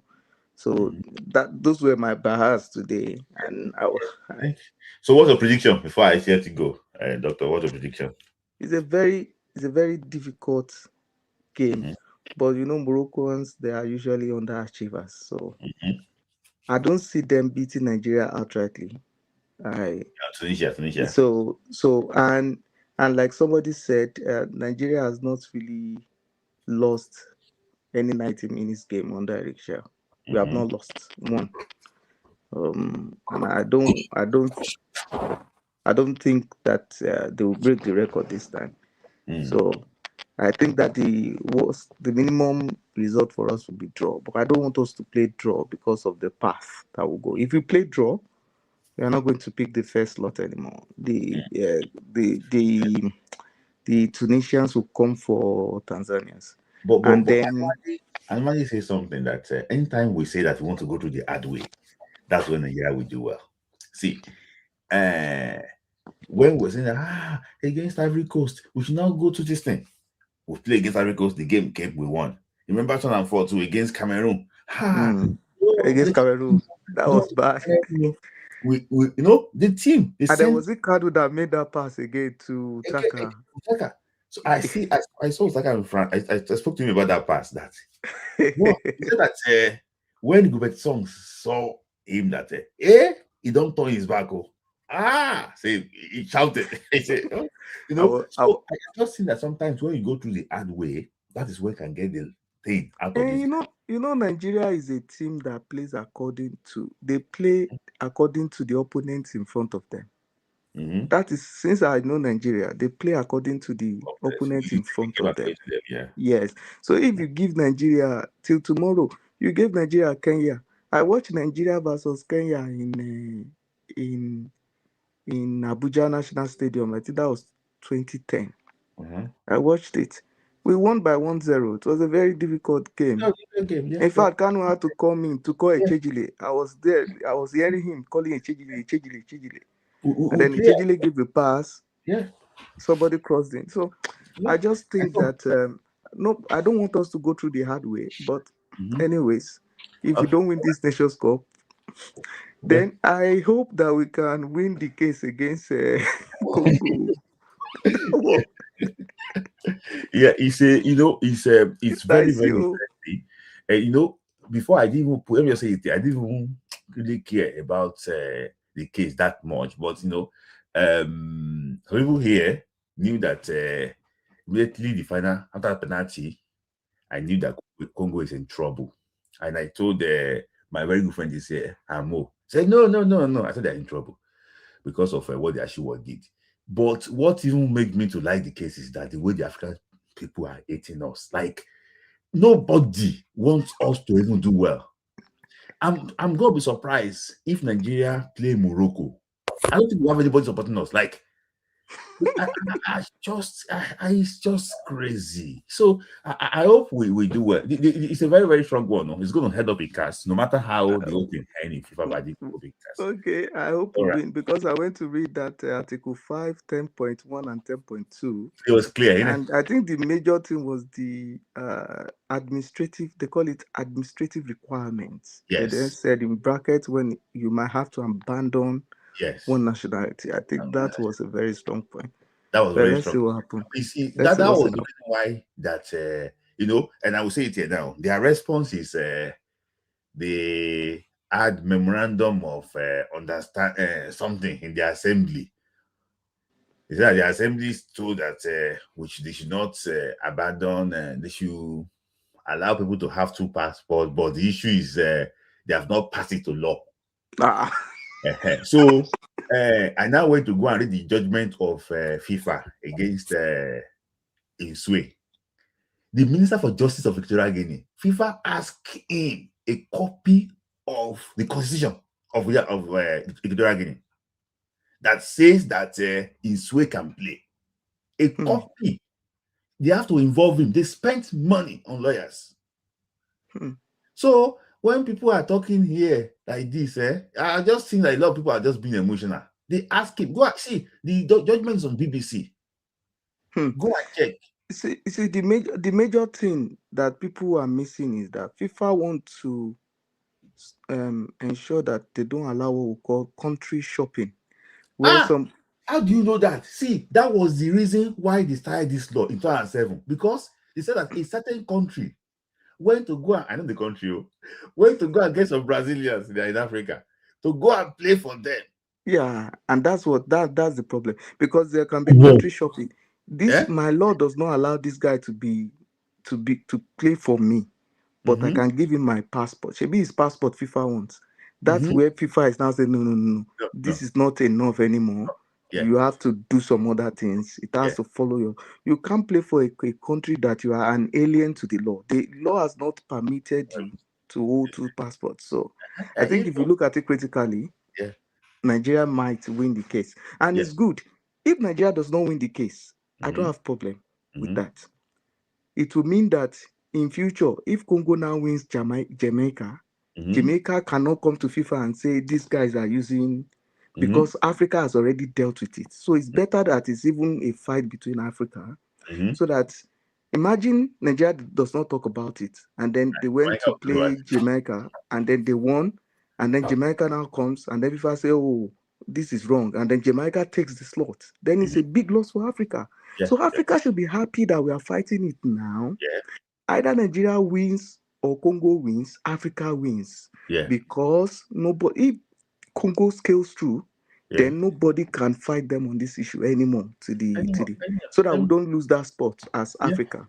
Okay, look at, I'm going to say that before you leave. Maybe Morocco challenged Nigeria on national plunder. So nobody went after them now. We just realized that he's eligible to play. He's got our own passports, UK passports, but she's so.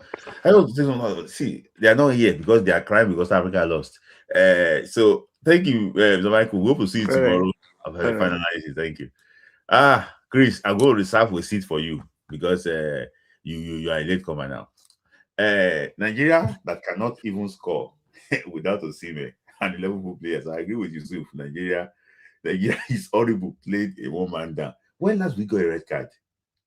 Well, I think this comment is not factual because the last time we had one man down was in AFCON in Cameroon. So you can't say Nigeria cannot. It only happened one time, and in that game we should have scored if we had a competent striker up there. Onuachu was having a comedy of a show that day in front of goal. Even with 10 men, we actually created chances against Tunisia in that game. So you can't say cannot. It's not like I see, so please, this comment is not okay. There's not enough points to support this comment. Okay, so guys, versus Greece versus Zambia. When was Zambia? Which Zambia was that? Okay, let me hear from let me just hear from Chris. Chris, there, Kola. I'm sorry, guys, you have been waiting for so long. Kola, especially. Kola has been like, Yeah, Okay, so I'm just enjoying myself. Oh. Chris, Merry Christmas. Sorry, Merry before Christmas, we bro. continue, Yeah, where do you stay? Which city are you in Germany? I mean, I can. Aachen. Oh, Yeah. okay. I live in Berlin. You guys. Every time I go to that city, man, it's like Lagos, man. Too many. It's not bad. Huh?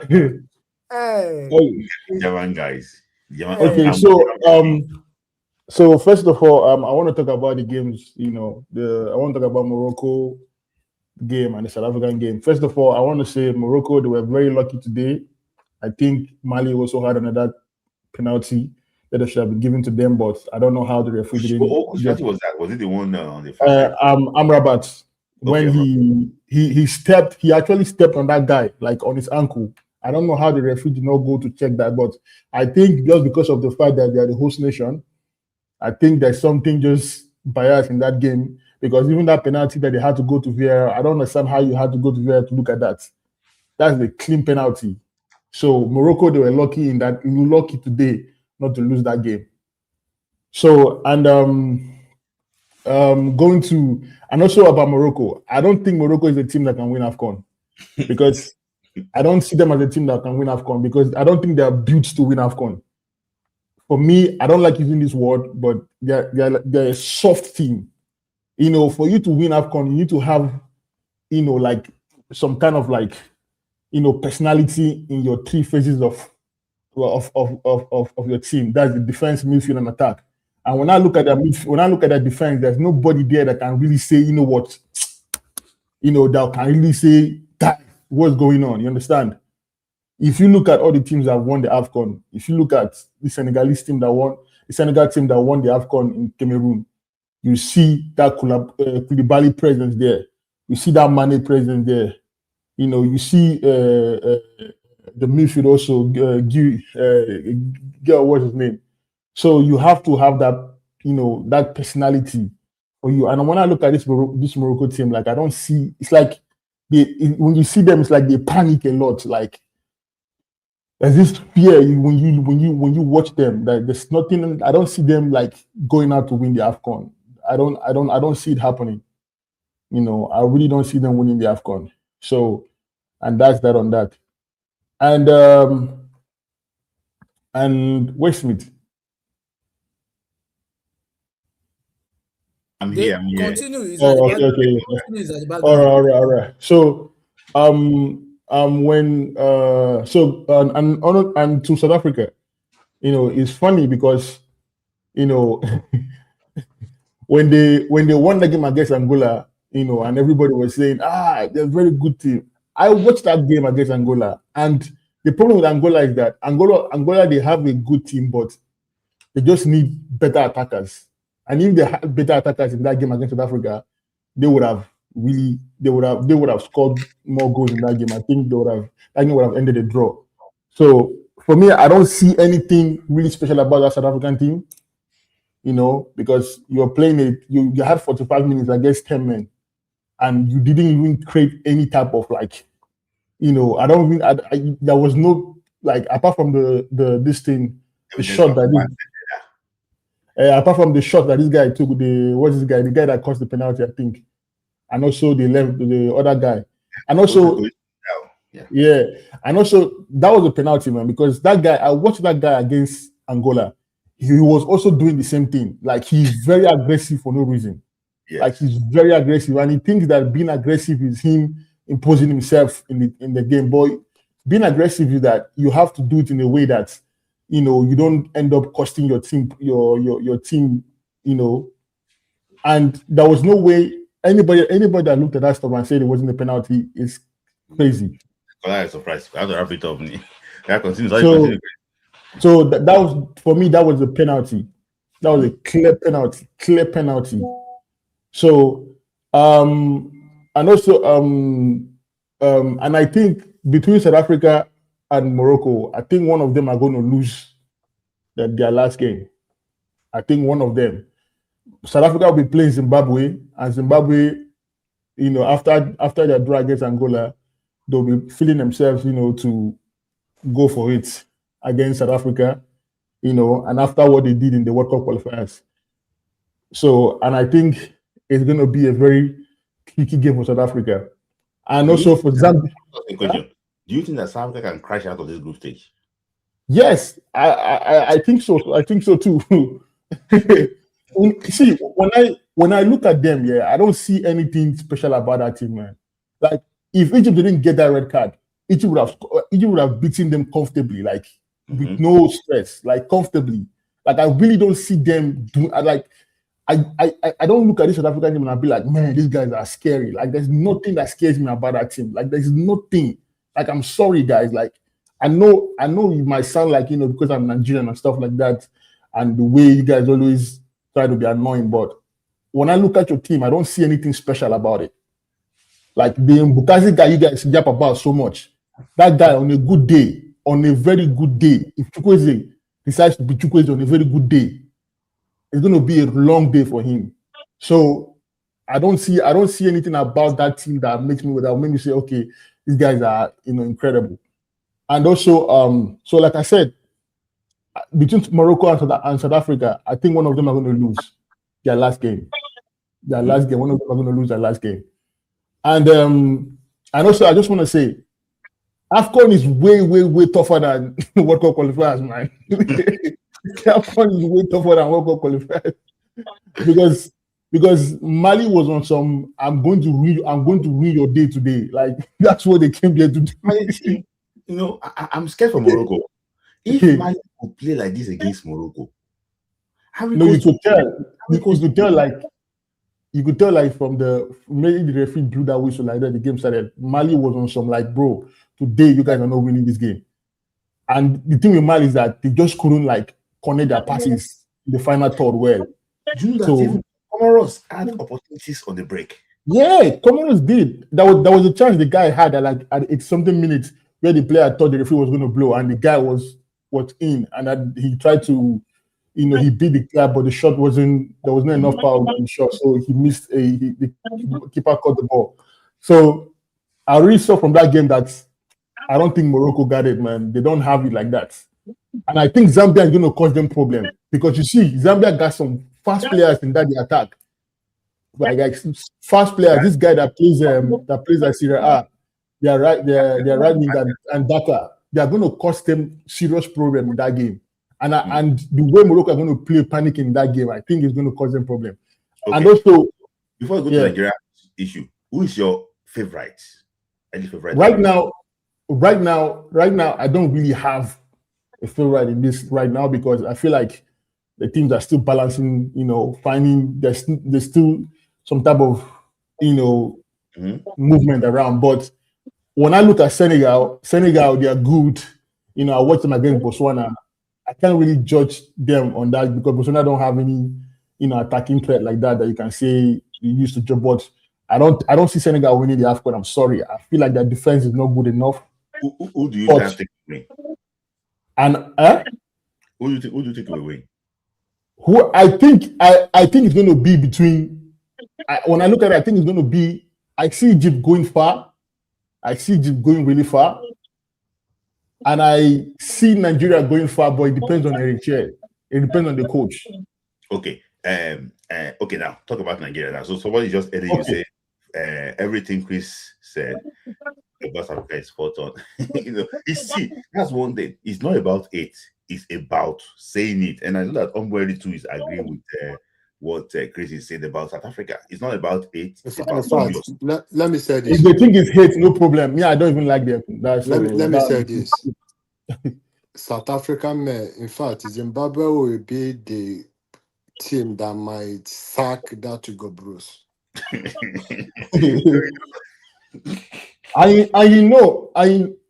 For Zimbabwe now, that game is like final for them. Like this is the AFCON final. That game against that, like they are ready. They are ready. Yeah. Okay, so going to our team, Nigeria. First of all, I do not agree with this thing that people say that we don't have enough players. Okay.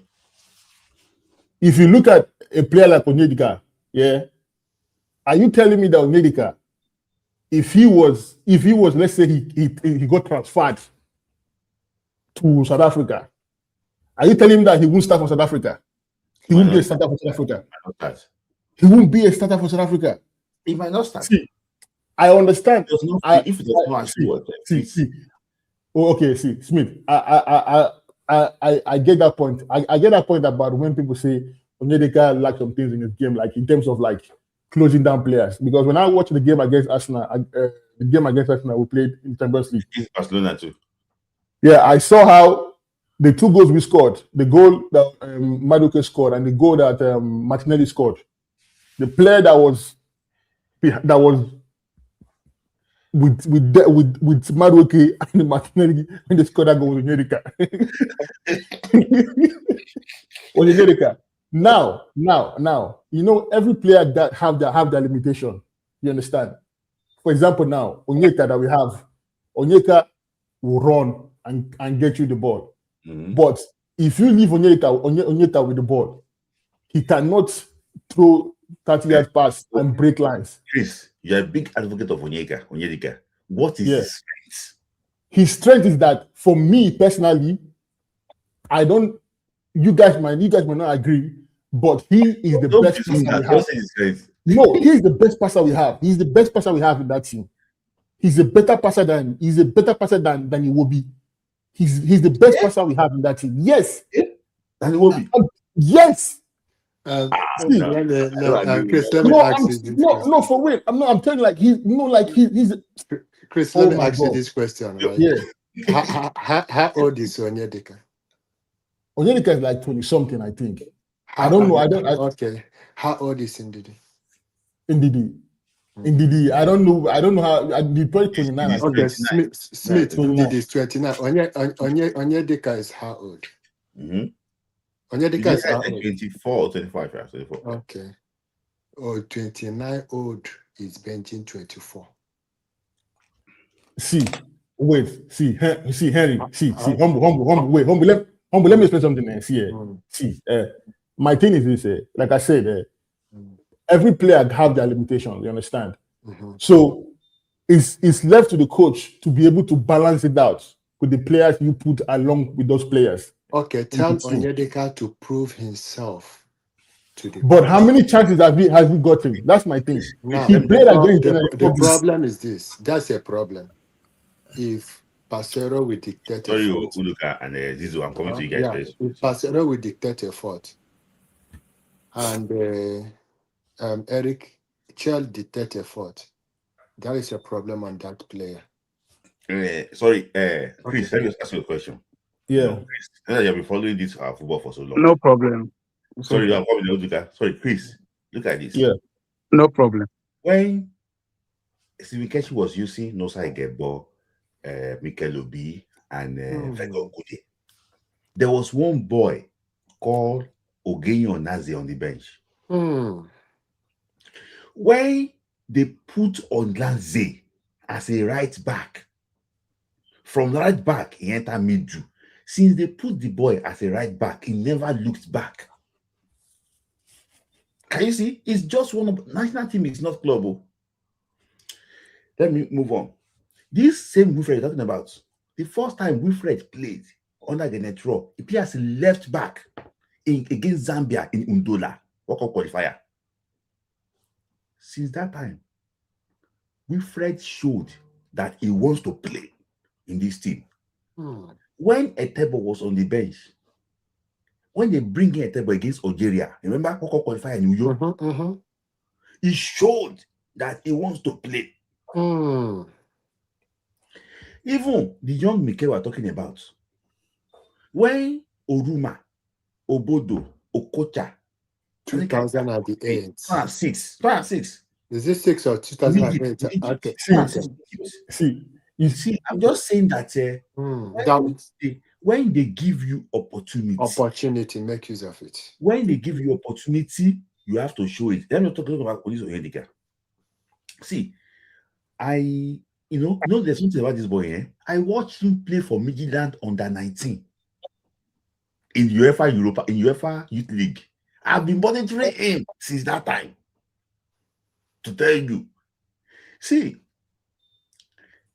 when the boy got the opportunity to play under 3 different coaches, my brother, all of them cannot be wrong at the same time. Exactly. See, part of those that did not allow Eguavoen to go to this AFCON, Onyedika, Yen Asho, and Boniface. The three of them against Rwanda in Iyo. See, let me I saw that game, man. Shame they catch me. I saw that. So I understand, Chris, that you see this boy. But let me tell you something. Despite that, why do you think that, say when Wilfred did Genk, it was easy to take him from Genk to Leicester City?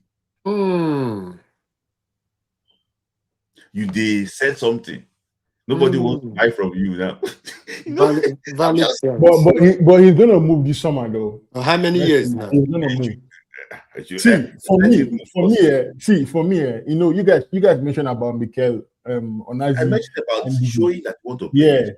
Yeah. And also one thing, like I said earlier, like players have a limitation, and where you in the team you put them, can also help them integrate and show what they have. You understand?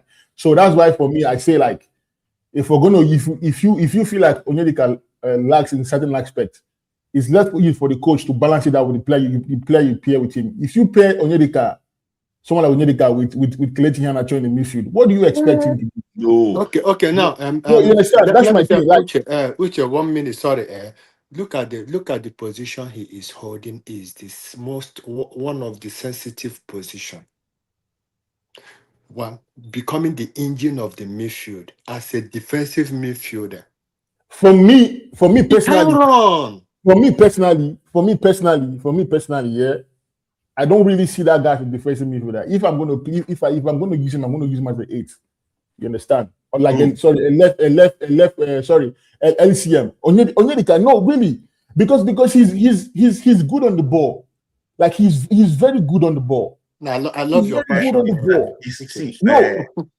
You see, I don't buy Onyedika stocks. And I'm telling you guys, the day he gets a chance, for real. Chris have said it all. Sorry, Kola, you don't contact Chris. Don't worry, just hold your thought now. We'll finish together. I just want these our Zizo and Lucas so that they can answer your thoughts. I'll come back to you. But let me tell you something, Chris, before I move on to Kola. Kola is only going to understand this thing. There's something they call Shigidi. You know Shigidi, Kola? What's it called in English? Masquerade. No, not Shigidi is called masquerade. The one they make with mud. The gods they make with mud. Like, they make them with mud. With clay, right? With clay, yes, with clay. When you say you should play the boy as 8, it's like the one they make with clay. You want to go and bath. If you bath, you go melt. See, let me tell you something, Chris. The boy is limited and it's obvious. It's just for the boy to work on his own limitation and do well. See, every year, go and check with Osimhen is improving. Maybe that is Victor.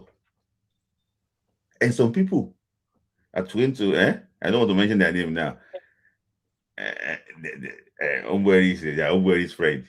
Every year, you will see them dropping. Kola, your thoughts. Sorry for taking your time too much. Yeah. No, it's okay.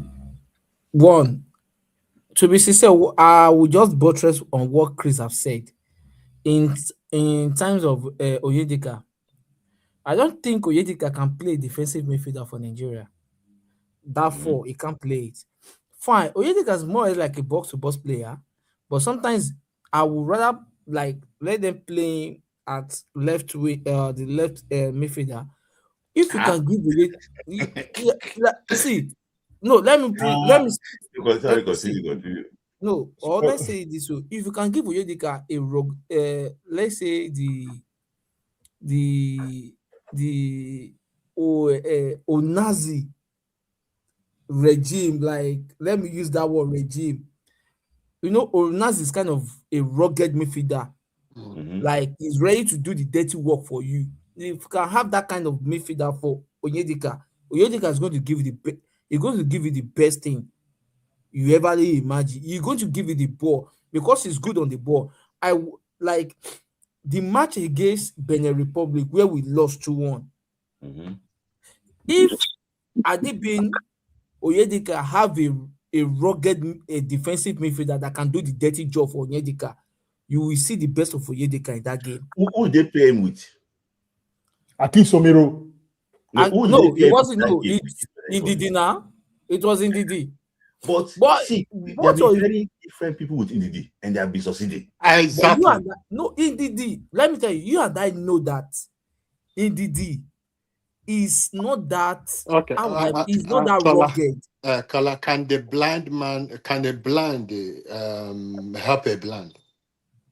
You know what? Okay. You know what? I pray and I hope we win tomorrow match, so that they can. So I can lose on they can use the second team in the last match. No, I don't want to. No, that is my hope. I hope we win tomorrow. Okay, now I hope we win today. Even if we use the second team, they will not use him. They will definitely use him.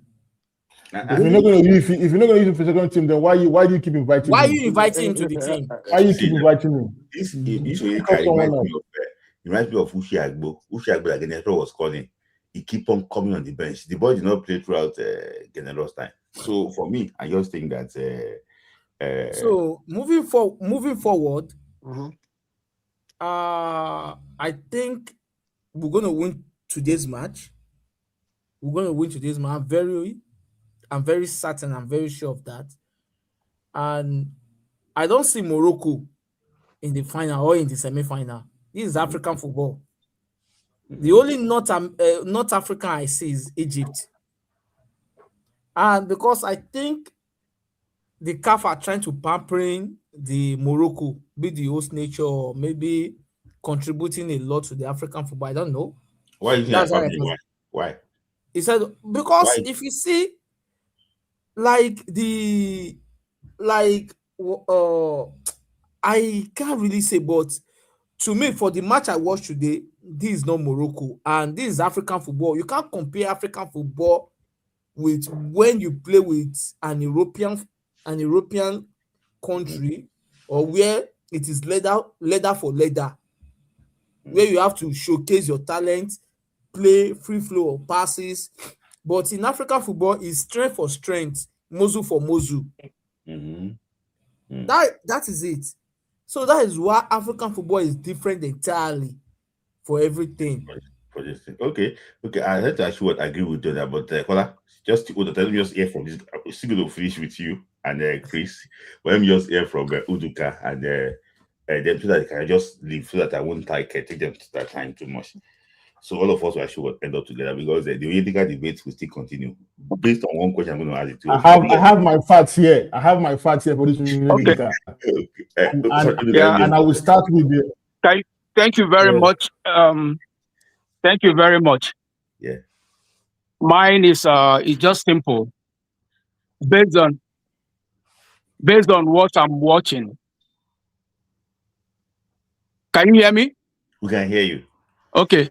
Based on the games I watch, I do believe that tomorrow game will just be like a reputation of Battle of Lagos 2000, right?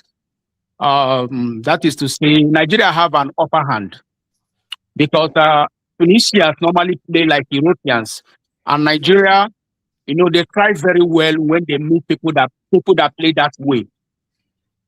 And in the case of Onyedika, I would say that Onyedika is a kind of player you can associate to this Andre Pirlo style of play.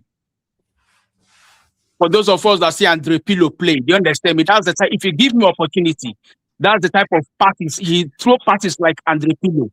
But unfortunately, he's not that combative in the midfield. Then again, he's our best midfielder.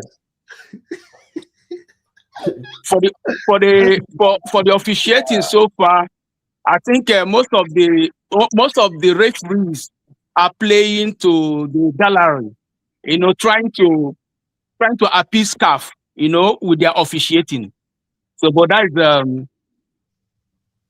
is so far so good. I do believe that tomorrow is going to be a good way for us. The results will go in our favor.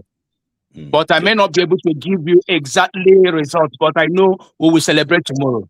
Oh, the pendulum will see. Okay, it's talking about officiating. I think the reason why it's like that is because CAF changed the head of referee after the Nigeria-Morocco game, AFCON final. Morocco sent a formal complaint to CAF that the referee that blew that match favored Nigeria in that game. So, and CAF, without any query, CAF sacked the head of referee. They relieved the man of his job. So, I don't know what maybe Morocco then get the end picture of CAF. I don't know, because I don't know why everybody wants to place them. For me, what did that woman, what did she do in that final that favored has it not had worked against Morocco? So you are right, Luka. I think they are trying to appeal to CAF.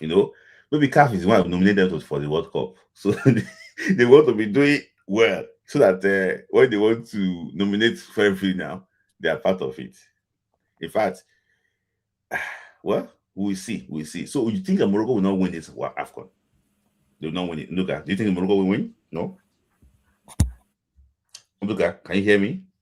It's obvious. You see the Cameroonian referee that refereed the Mali and the Morocco match. Mm-hmm. That man is a bootlicker. I swear to God, he's a bootlicker. He was just doing that so that they will give him another job.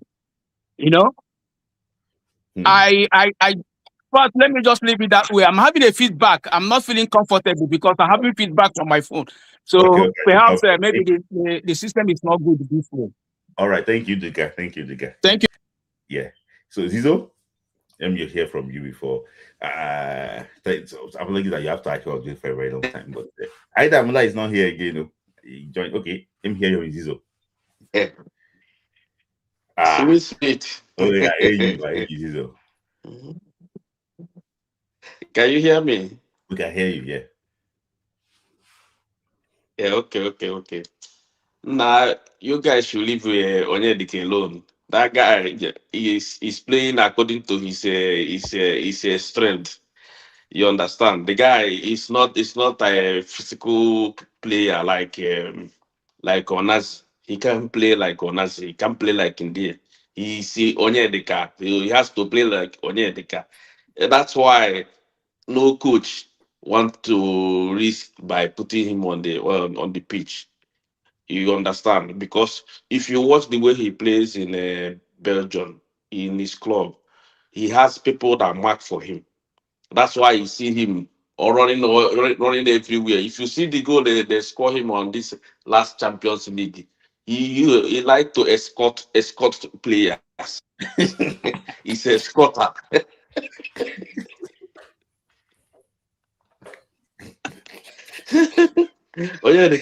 Onyedika can never. He's escorting players to the goal. Thank God you said it. That is why we said, give him a longevity. I said it here. I gave you guys play him ahead of the 4. Then you go watch the goal. Yeah, that's what I'm saying. He needs people that mark ball. Yeah, that is what I'm trying to say. He needs people that mark ball. You can't put Onyedika to mark ball for you. He will escort players to their goal post. They will score his goal. It's not a mark. Can Okocha mark? Okocha, can he mark? Okay, the question I have to say, when Okocha was there, you cannot compare. Onyedika is not Okocha. No. Onyedika cannot dribble that Okocha cannot. Okocha is a dribbler. Okocha can mesmerize defenders. He can mesmerize the marker. Yes, but Onyedika cannot do that. That's the difference between Okocha Then who was and doing the dirty Onyedika. job for Okocha back then? It's Olise. It was then give Onyedika who can do the dirty job and see No, what do Onyedika you know has the to offer. problem? The problem is that That's what I'm Onyedika saying to you. cannot. Onyedika is not a okay. How many since Onyedika has been playing? How many chances has he created? Let me For help you out. who? You know, For who? you For said that who? he's an Answer me. exporter. How many chances has Onyedika created? You You only even pass score your ball, goal back against pass, the back pass. Republic from where? Who Back scored your pass? goal against No, Benin no, Republic? no, no, Zizo, no, no, Did no, you no, no, did no. you Zizo, watch Zizo, the no. Nigeria match against Egypt? Zizo, let me help No, you He out. was passing no, ball, back wait, pass, wait. back pass. Hold on. Wait, guys, hold on. Just give me one moment. Yeah. The last game Onyedika played for Nigeria was against Russia. He had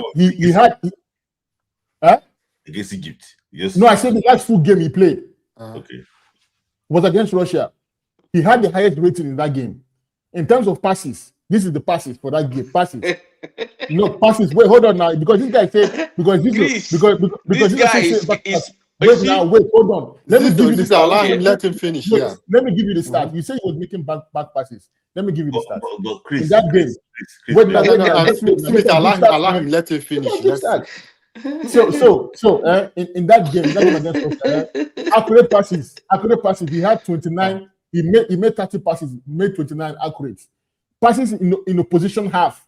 22 passes, and all of them correct, 100%. Passes in his own half. He made 8 passes and 7 and hit 7. That's 88%. So when you say he's making back passes, how is he making back passes when he's making more passes in the opposition half? So I feel like the judgment you guys have for Onyedika sometimes is that you want him to be this person instead of looking at who he is and trying to put him with somebody that will complement his game and he will also complement the other person's game. In that game against Russia, he played with Onyeka in the midfield. Both of them had the highest rating in that midfield. But okay, my question to you, Uche, how was our performance at that midfield? The thing is that how to was be our honest performance? What do with you mean how was you, our Chris, performance? The game ended 1-1. Chris. How many shots on target? Let's look at the stats that game. Let's Zizo finish. How is Zizo finish? We created 2 big chances. Russia created 2 big chances. So what was the performance you're talking about? Chris, you see. Wait, hold on. The thing is that they said opportunity come but once. You see Onyedika, to be honest with you, Onyedika is not serious. If Onyedika is serious, he would have cement that position. You see that midfield, he would have cemented it long time ago. He doesn't want to do anything. He think he's the only thing is that he knows that he's playing Champions League. They must call him, and once they call him, he will come to the camp and be putting headphone and be follow. That is what he does. He doesn't want to participate. If you want to participate, he will be more serious than others. I'm telling you the truth. Assuming now Onyedika is in Barcelona, they put him to play maybe right midfield or left midfield. Are you telling me he will be escorting Real Madrid players to score goal against Barcelona? No, he will not do that. It doesn't matter where the coach. Not escort player. Look at Madrid, not escort player. Yeah. You need to combat with these people. You need to show seriousness. You understand? Some players some midfielders they start them as a right back. Some they start them as a left back. But your contribution, your impact matters. This guy that is everybody is crying for now, this Benjamin, he starts from the right back. From there, they put him to midfield as in defensive, as in defense. He played as if the ball depends on his life. That is what Onyedika is supposed to be doing. Onyedika is not. What he's comfortable with is playing Champions League more than others. I disagree, man. I disagree. I feel like the judgment is not really fair. Okay, Uche, let me judge Onyedika. Do you know when? Just give Zo like 1 minute. Yeah, Zo. Do you know when I started judging him? Umbrella, 2 years ago. Okay, Umbrella, continue. please give Zizo just 1 minute to wrap it up. So, Okay. Zizo, you have mentioned Onyedika. I will not lie to you. Yeah. There's a comment from What, this. like I said before, let me read for Nedika because he has taken so much of my time. What I want to say is that, like I said before, last time I came, that if Nigeria can lift their game, yeah, no team. Nigeria has talent. This team has talent. I'm telling you.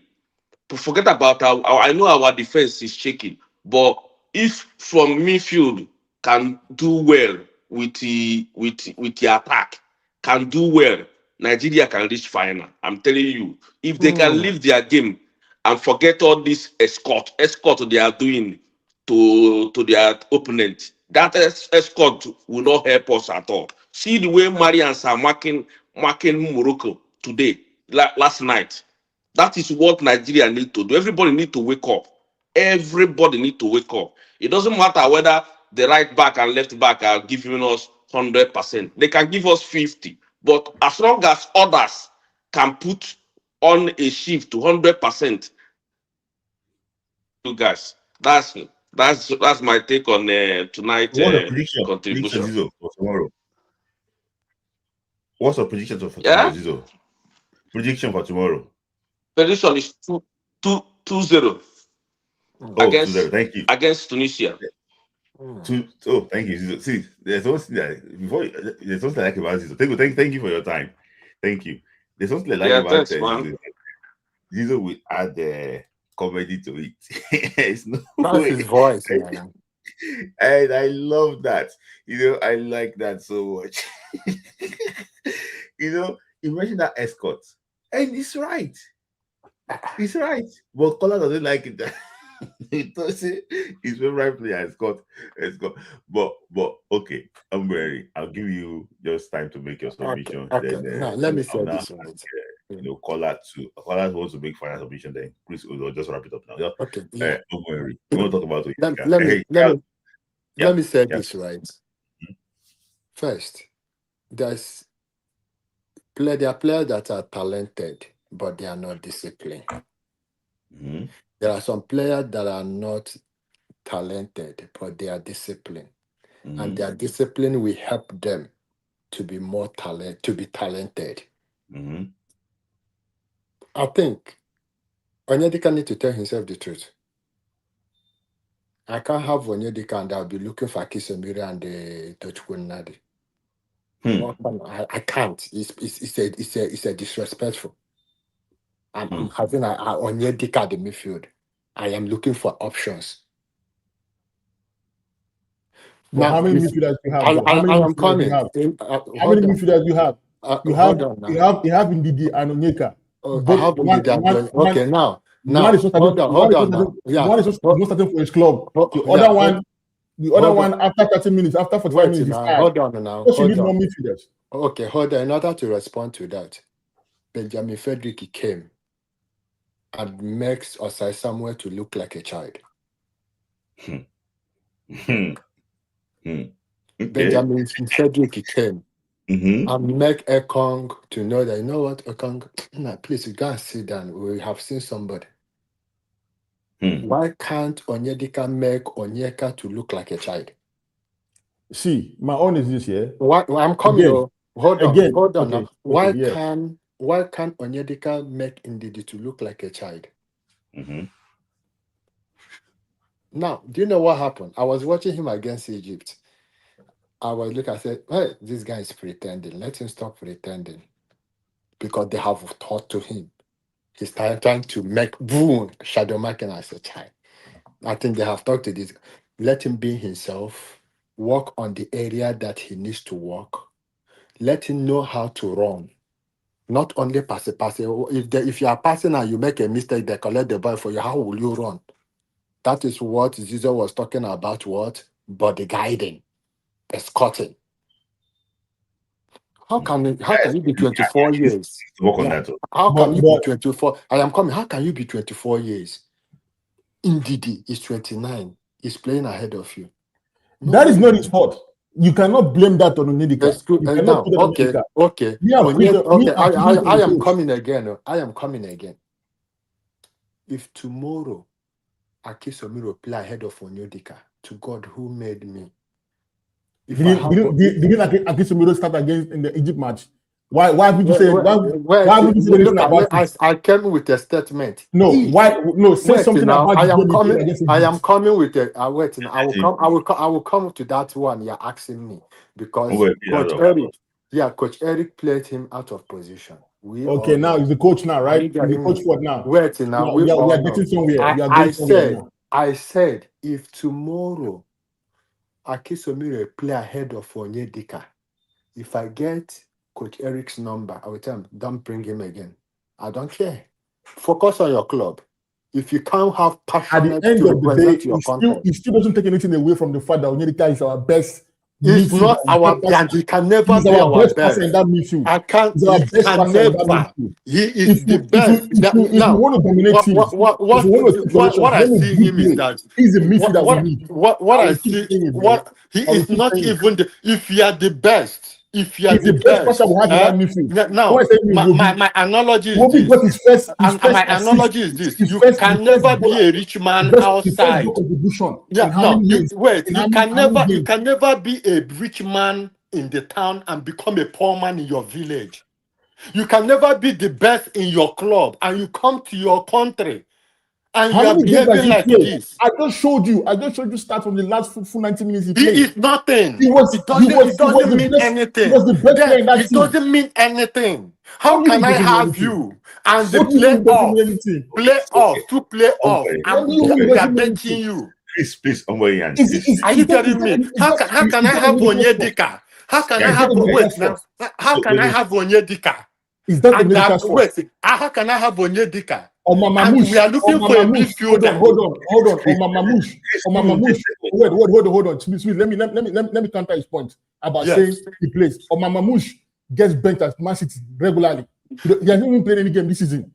But look at him for Egypt. We are talking Onyedika. Okay, let him play now. Are you saying that Mama Mush is not good enough for Man City? It's not what it means. Look at it. We are No, talking about Onyedika. You're comparing. You're saying that I am talking Onyedika is not good enough for Super Eagles. He's good enough.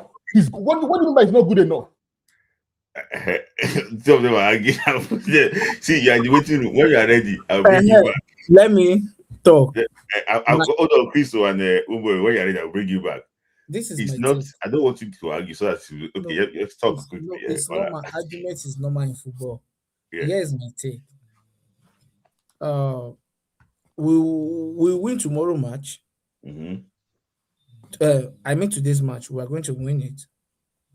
But first thing is the coach has to be pragmatic. You have to be pragmatic. So I'm trying to change the topic from what they are arguing about. So the coach has to be pragmatic. And to me, if left to me, and if I'm opportune to be the coach of the Super Eagles, I'm not going to start Osimhen tomorrow. And I have my own reasons. And my reason is best not. I'm fine. I know. Yes, my reason, that is my own opinion, which is best known to me. You get the point now. So, and to be sincere, we still need to look for a rugged four, like Olise. I'm saying it. After Olise, we've not been able to find that spot again. Well, Nazi did his best, but we've not been able to find it. Olofijano did his best too. Olofijano. Yeah, sorry, Olofijano. And A2, or what's his name? This is A2, yeah. This in A2, yes. Yes, did his best. But after those sets, we did not be able to find that spot. And I won't lie to you, he did his trying his best. I'm not going to crucify him. He's doing what he can. To be sincere, it's just that we've not been able to find the real creative midfielder that will do the damages. That was why we were able to see that indeed he is doing this, is not this, is that. I think we were able to find a good creative midfielder that can do the damages. We won't be able to see indeed the lapses. It's not that back in the days of Olise, Olofijana, and Dixon too. It's not that they don't do little mistake or costly mistakes, but it's because of the creative midfielder we had. That was why we were unable to find their mistakes. So if we're able to get a good creative midfielder, and why I said if you want to get a good creative midfielder, get a good defensive midfielder that will do the ruggedity. And this is where Frank Oyenka, I will say this, Frank Oyenka is not a good passer of the ball, but he know how to disrupt the ball for you not to just do the damages. Frank Oyenka know how to do that. If Frank Oyenka know how to pass the ball, and if as a coach you can work on that on Frank Oyenka, believe me, you have good as a coach. defensive midfielder. Yeah. You will find it different. But going forward, I just want to digress a little bit. Like in time of this, we are talking about Bright to Said Samuel, not Bright to Said Samuel. To be sincere, this is where we miss Olaino and Benjamin Frederick. But if I may ask, or let me throw this question open, Smith-Lai, if you are the coach, if Benjamin Frederick is in the team and I know he's in the team, would you use Sam Ajayi? No. Let me tell you something. I'm going to say it from inside sources.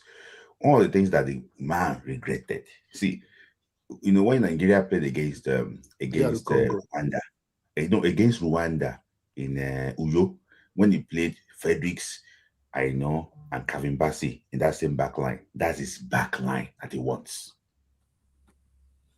Because the back line they can play eye line, they have recovery.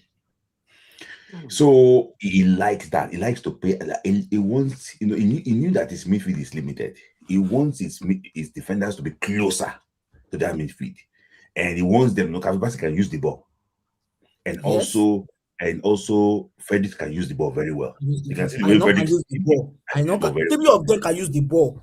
You can use the ball. So if I can see that most times against Rwanda, I know we go to the midfield to go and join the midfield to make it thicker.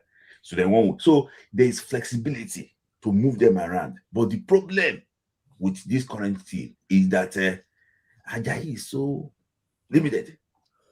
Forget about the man of the match. He passed the ball to, he was checking opponent like this, and he passed the ball to Tanzania. I was like, this guy, he passed the ball directly to his opponent. Sorry to cut you short. You know that the goal against Congo, Adib is another defender. No, he will close that one down. You close that ball down. Close that one ball down. You close that ball down. Ajayi is a very sluggish defender. I made something before the Congo game that against Benin Republic. He didn't close some players down because they don't have quality. They didn't punish him. So, let me tell you something. I was praying that no matter how bad this boy in Chelsea is, no matter how bad the boy in Chelsea is, I was thinking that the boy will still play better than Ajayi. Who is that? Okay. Yes. I was thinking that the boy will definitely than Ajayi, honestly. But I want to wrap it up very soon now. I just want to take a quick super chat. That's actually what so they can say that well done, bro. Because thank you. I'm coming. No. The last super chat is your super chat. I'm coming. So he says one comment too here. Look, that's my Bessie. Sorry, there's one comment that he accompanied that comment with. So I just want to wait comments. He said one comment that I really like, but you guys were arguing, so I couldn't put it up there. He said Ombu. He said Ombu Henry. Okay, it's got 2 goals. Okay, mentioned that, but there's one comment that actually was mentioned too. Did I have it here? Okay. I don't think I actually would have it, but let me go to the second. Okay, let me go to. No, sorry. The one he said that he disagree with me. No, he said he disagree with you on that, but okay, I agree with you. He's not a serious player. Only say that nice work, Smith. Appreciate you. Thank you for the super chat. So, and the last one for Chris, before we wrap it up, he said that Chris, if you want to get sacked as a coach, start to get it today. No, wait, hold on, wait, hold on. No, Smith, hold on, yeah. See, the game against South Africa, right? We played in Rio. Onyedika came in the 76 minutes, and he created 2 clear chances for Lukman. 2 good passes he laid for Lukman. You can go if you don't want to watch the full game because he came in 76 minutes. Go watch his highlights from that game. I will look for the link now. I'll send to you. Onyedika versus South Africa. He created 2 clear chances for Lukman in that game. He came in 76 minutes. See, sometimes, man, like I just feel like Who was the coach?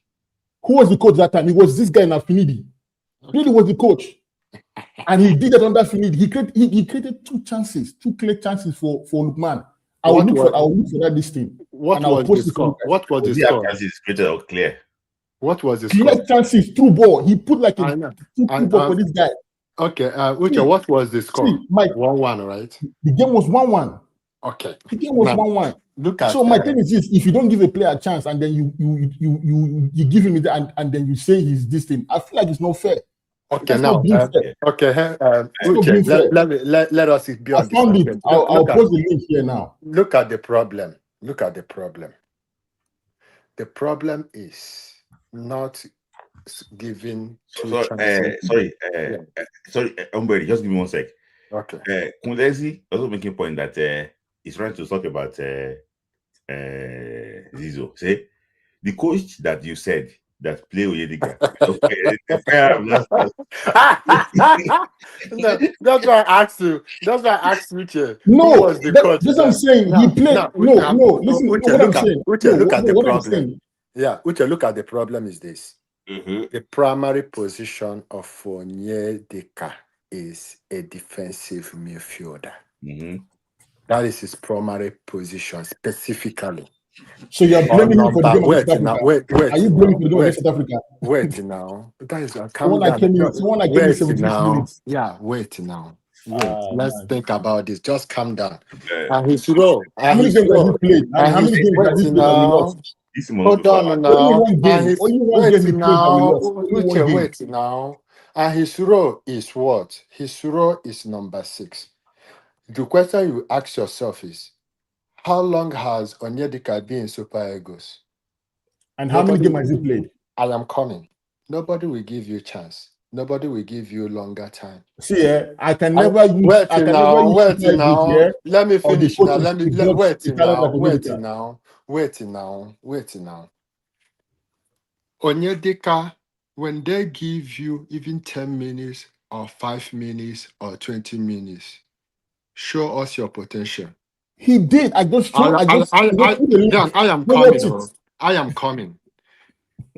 Go and ask them, how does he perform at the training? At the training? Yes. Okay. Go and ask any person you know. Ask him. That's why I don't want to. That's why I was just laughing. It's not all about what you see. Before you see the players coming out, the training determine. Then ask yourself this question. Player, wait now. Hey God, calm down. I want you to do a research. I am just giving you something. I don't want to say this. Ask yourself this question. Against Congo, we are looking for a midfielder. Onyedika is on the bench. Even against hold on. Are you getting me? Chill. In that game against Congo, how many people were on the bench? How many midfielders do you have on the bench in that Congo game? You said that he's better now. At that time, Yusuf. And who else? Onyedika. And Onyedika. And Onyedika who had on in that game, right? On the bench, yes. Okay. So my question is this here. You guys said that Onyedika is not good enough to play for Super Eagles. Yes. I said defensive midfielder. I want to ask you one question. When you look, okay, let me see the closest team I can think of. Let's see Benin Republic, for example. Do you think Onyedika can start for Benin Republic? Well, it's not Nigeria. No. Just answer the question. Do you think you can start for Benin Okay, Republic? okay. If you say so, Alassane Yusuf can start for Benin Republic. No, answer the question. Do you think you can start for Benin Republic? Yes or no? Yes, he can start for Benin Okay. Republic. Yes. Okay, can start for Benin Republic, right? Yeah. Now, hold on. Now, another thing again, I'll say is this. I watched Benin Republic against Angola. I know against was it Angola? No, against Congo. Yeah, Congo. And I saw the way they were putting passes together. They were putting passes together. They were breaking that Congolese team down. And I went back and I looked at the game we played against Congo. We didn't touch that level of playing in that game against Congo. And my question to you is why? Why couldn't we play like that against Congo? Why we couldn't play? What was the goal? What Why- was the no, why- what why- was the why- wait now? My question is Just why calm down would now. we You dominate asked me a Congo? question, right? Yeah. Now, Nigeria and Congo, what was the score line? The game ended in a draw. Congo and the Benin Republic, what was the score? Congo won. Congo won. But that game would have ended in a draw if the VAR was working in that game because they had a clear cut penalty. I don't care whether it's via work. Nigeria against Benin Republic, what was the score? I am coming. Nigeria against Benin Republic, what was the score? But what I'm telling you is this. No. It's argument. Smith, how wish you will leave this? This is your time. You know, Nigeria against Benin Republic. What was the score? We beat them 4-0. Osimhen scored 4-0. Yeah, 4-0. Osimhen scored a hat-trick. Does Onyedika play the game? The last time Onyedika played the game. he didn't play. He did not play. Now I am telling you. The last time we played in the Republic without Osimhen, what was the score? That the last time we played last time we played Benin Republic without Osimhen, what was the score? The score was what was the score, Smith? Last time we played Benin Republic without Osimhen, what was the score? It's not without Osimhen. Let's focus on Onyedika. No, answer my question. No. Focus on. We are talking about Onyedika. After Onyedika, we talk about Osimhen. We are talking. The last time we played them without. No. It's it's two of them. Let me continue. Sorry. Let me just final thoughts. Your position quickly. I beg. No. You allow me to express myself. Okay. See, Adibi, we have this Benin Republic coach as our coach. You see the match against DR Congo, we are going to win that match. To be sincere, if General was our coach against Congo DR, we will win that match. I'm not saying you should believe me, but it's just the reality. We are going to win that match. I don't think so. I'm not saying yes, we would have won that game. Do you know why I tell you we can't? No. Please, okay, just finish your thought. I don't. That's my own opinion. You understand me now? Practically, don't go yet, Chris. That's the beginning of the prediction. Just prediction. He's going to win that match. Now, do you know why? Okay, I've learned to understand so many things in this game. Yeah. That man is tactically good, but just that some materials he needed, he doesn't have it, and it wasn't available that moment. Yeah. Okay. Your prediction. This team was not a situation of a prediction. I don't know the correct score, but we are going to win. Okay. So a prediction quickly, Chris. If Eric Shed decides not to behave like Amorium in Manchester United, he will win the game. If he decides to stick with his philosophy and those things of not utilizing the players the way they're supposed to be utilized, Tunisia is going to beat us. That's my own. All right. Your prediction. Okay, you have very good prediction. 5 seconds. No. I have not finished my prediction. If Eric play Onyedika, they will play us 4-0. He will get a red card. If Onyedika play that game, let me tell you, go and watch Nigeria versus Zimbabwe. Go and watch Nigeria. Wait now. It's my thought. If Onyedika and Akin Samiro play that midfield, my happiness is that I have a So, question. I I want want to ask Obueri. all right, thank Wait you guys. now. Obueri, We what's get the difference midfielders, between bro. We number get 4 and number players. 6? We get Yeah. players. I want to ask a question. What's the differences between number 4 and number 6? No, Yeah, we cannot I address that beg. question. No, No, Bismillah, please. that's I intentionally want to ask him. See, What's the difference between number 4 and number 6? I want to answer it for him. Obueri is not the coach. It's just that the position that they are putting the player in question you are mentioning. You are not Smith. Smith. Okay, Wait now. Carry him and put it. Wait now. I have to give up. Smith, I'll see you guys, man. Humble. All right, thank you, Good night, man. Yeah, I hope good we win night. tomorrow. Yeah. So thank you. Hope we win too. See, if you first of all ask yourself this question. No, I won't answer. Just wrap it up quickly because time. Okay, my wrap it up is this: let him be disciplined. Let him be serious. Yeah. Okay. That is the problem. The problem is not that he doesn't know how to play. There are some things he needs to learn. Yeah. If I keep him as a midfielder, I will be shaking. Okay.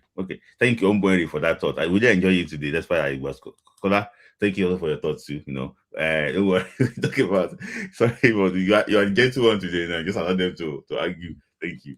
So, guys, apologies that I couldn't actually moderate it. I just want them to express themselves, argue this thing out. Sometimes football is about argument, just argue these things out. Apologies that the conversation becomes slightly boring, towards the end. I won't say boring. I enjoyed it, but apologies that I didn't just to express that it's a debate. Football is about debate. Let's debate. Let's express ourselves. So, Uche, I did see Uche today. Sorry, they said that when last was Onyedika. The transfer news in that Europe. There has been Club Brugge now with Champions League, etc., and no major leagues. Can you see? That's what Uche is talking about. He has been there, no major news, no major distance. So I also agree with it's backing on where about that. So for me, I just think that the guy needs to show that because when you are 24 years of age, this is where you should be your prime. It's not that you can improve on this. You should be 24 years of age is ripe enough. It's ripe. Because when you are 27 now, clubs will not be able to give you those long-time contracts, again. So you have to be able to do something now. So Alakunle, they come with stats. Okay, let me just say shout out to those that actually supported the show with super chat. Thank you very much. Thank you, Sport Grinder. Thank you, Kulexi. Thank you,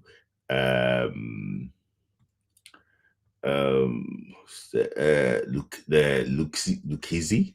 Thank you, Zizu. Thank you, Odesi. And thank you, Uche, for the super chats.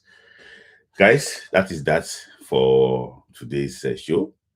I really actually enjoyed this. We started from the transfer news and also what you can't give what you don't have. That's it. Box 24. Are you following me on Instagram? This box XX. Are you following me on Instagram? It's like I know you. I don't know, maybe I know that Andy on Instagram. That's very good. You can't give what you don't have. So thank you, Kulexi. Kulexi actually made his debut on the show today, and I really enjoyed everybody that I've actually contributed to the show today. From Sport Grinder to Temitope to okay. So I really enjoyed the conversation. So that is that today, and this is like AFCON Day 5.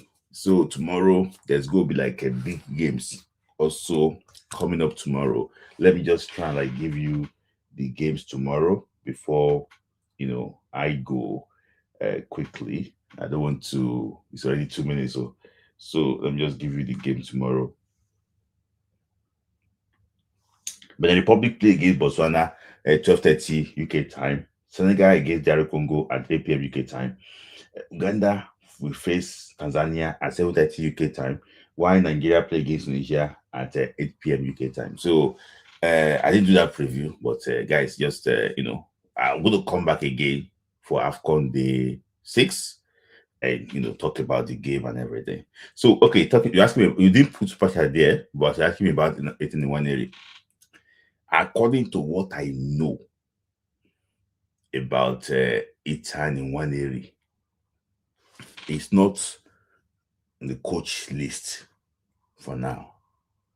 It's not on the coach list for now. But the boy is not ruling out play for Nigeria. That's what I know about the boy. He's not ruling out play for Nigeria. But if you look at the boy too, with due respect to the boy, he's not been having the best of time in Arsenal currently now. And so, these players, I think it's now 17, 18, before you know it, sometimes you'll be thinking about, okay, if he's not getting regular playing time and things like that, we think, but it's a very good talent, which I think that's it. I think Bayern Munich actually was after him. So when he's ready, we actually was ready for him, but it's not really on the coach wish list now. I'm just going to say those on the coach wish list now. Kanichukwu Emeka, Michael Kayode, Kanichukwu Emeka, Michael Kayode, Honest Ahanor, and one player, which I don't want to mention the player's name because I don't want the player's name to be out, so that there will not be too much noise about it, because there have been a lot of things going on about the player that people, I don't want the country that he is currently now. There's a lot of things going on about the player, so let's just leave that box to box midfielder I told you about last week. Let's leave him for now. All right, another Friday Night Football Club. Thank you guys for staying tuned. About 200 plus watching the show up to this moment. I'll see you again tomorrow. God bless you. God bless Nigeria. God bless Africa. Thank you.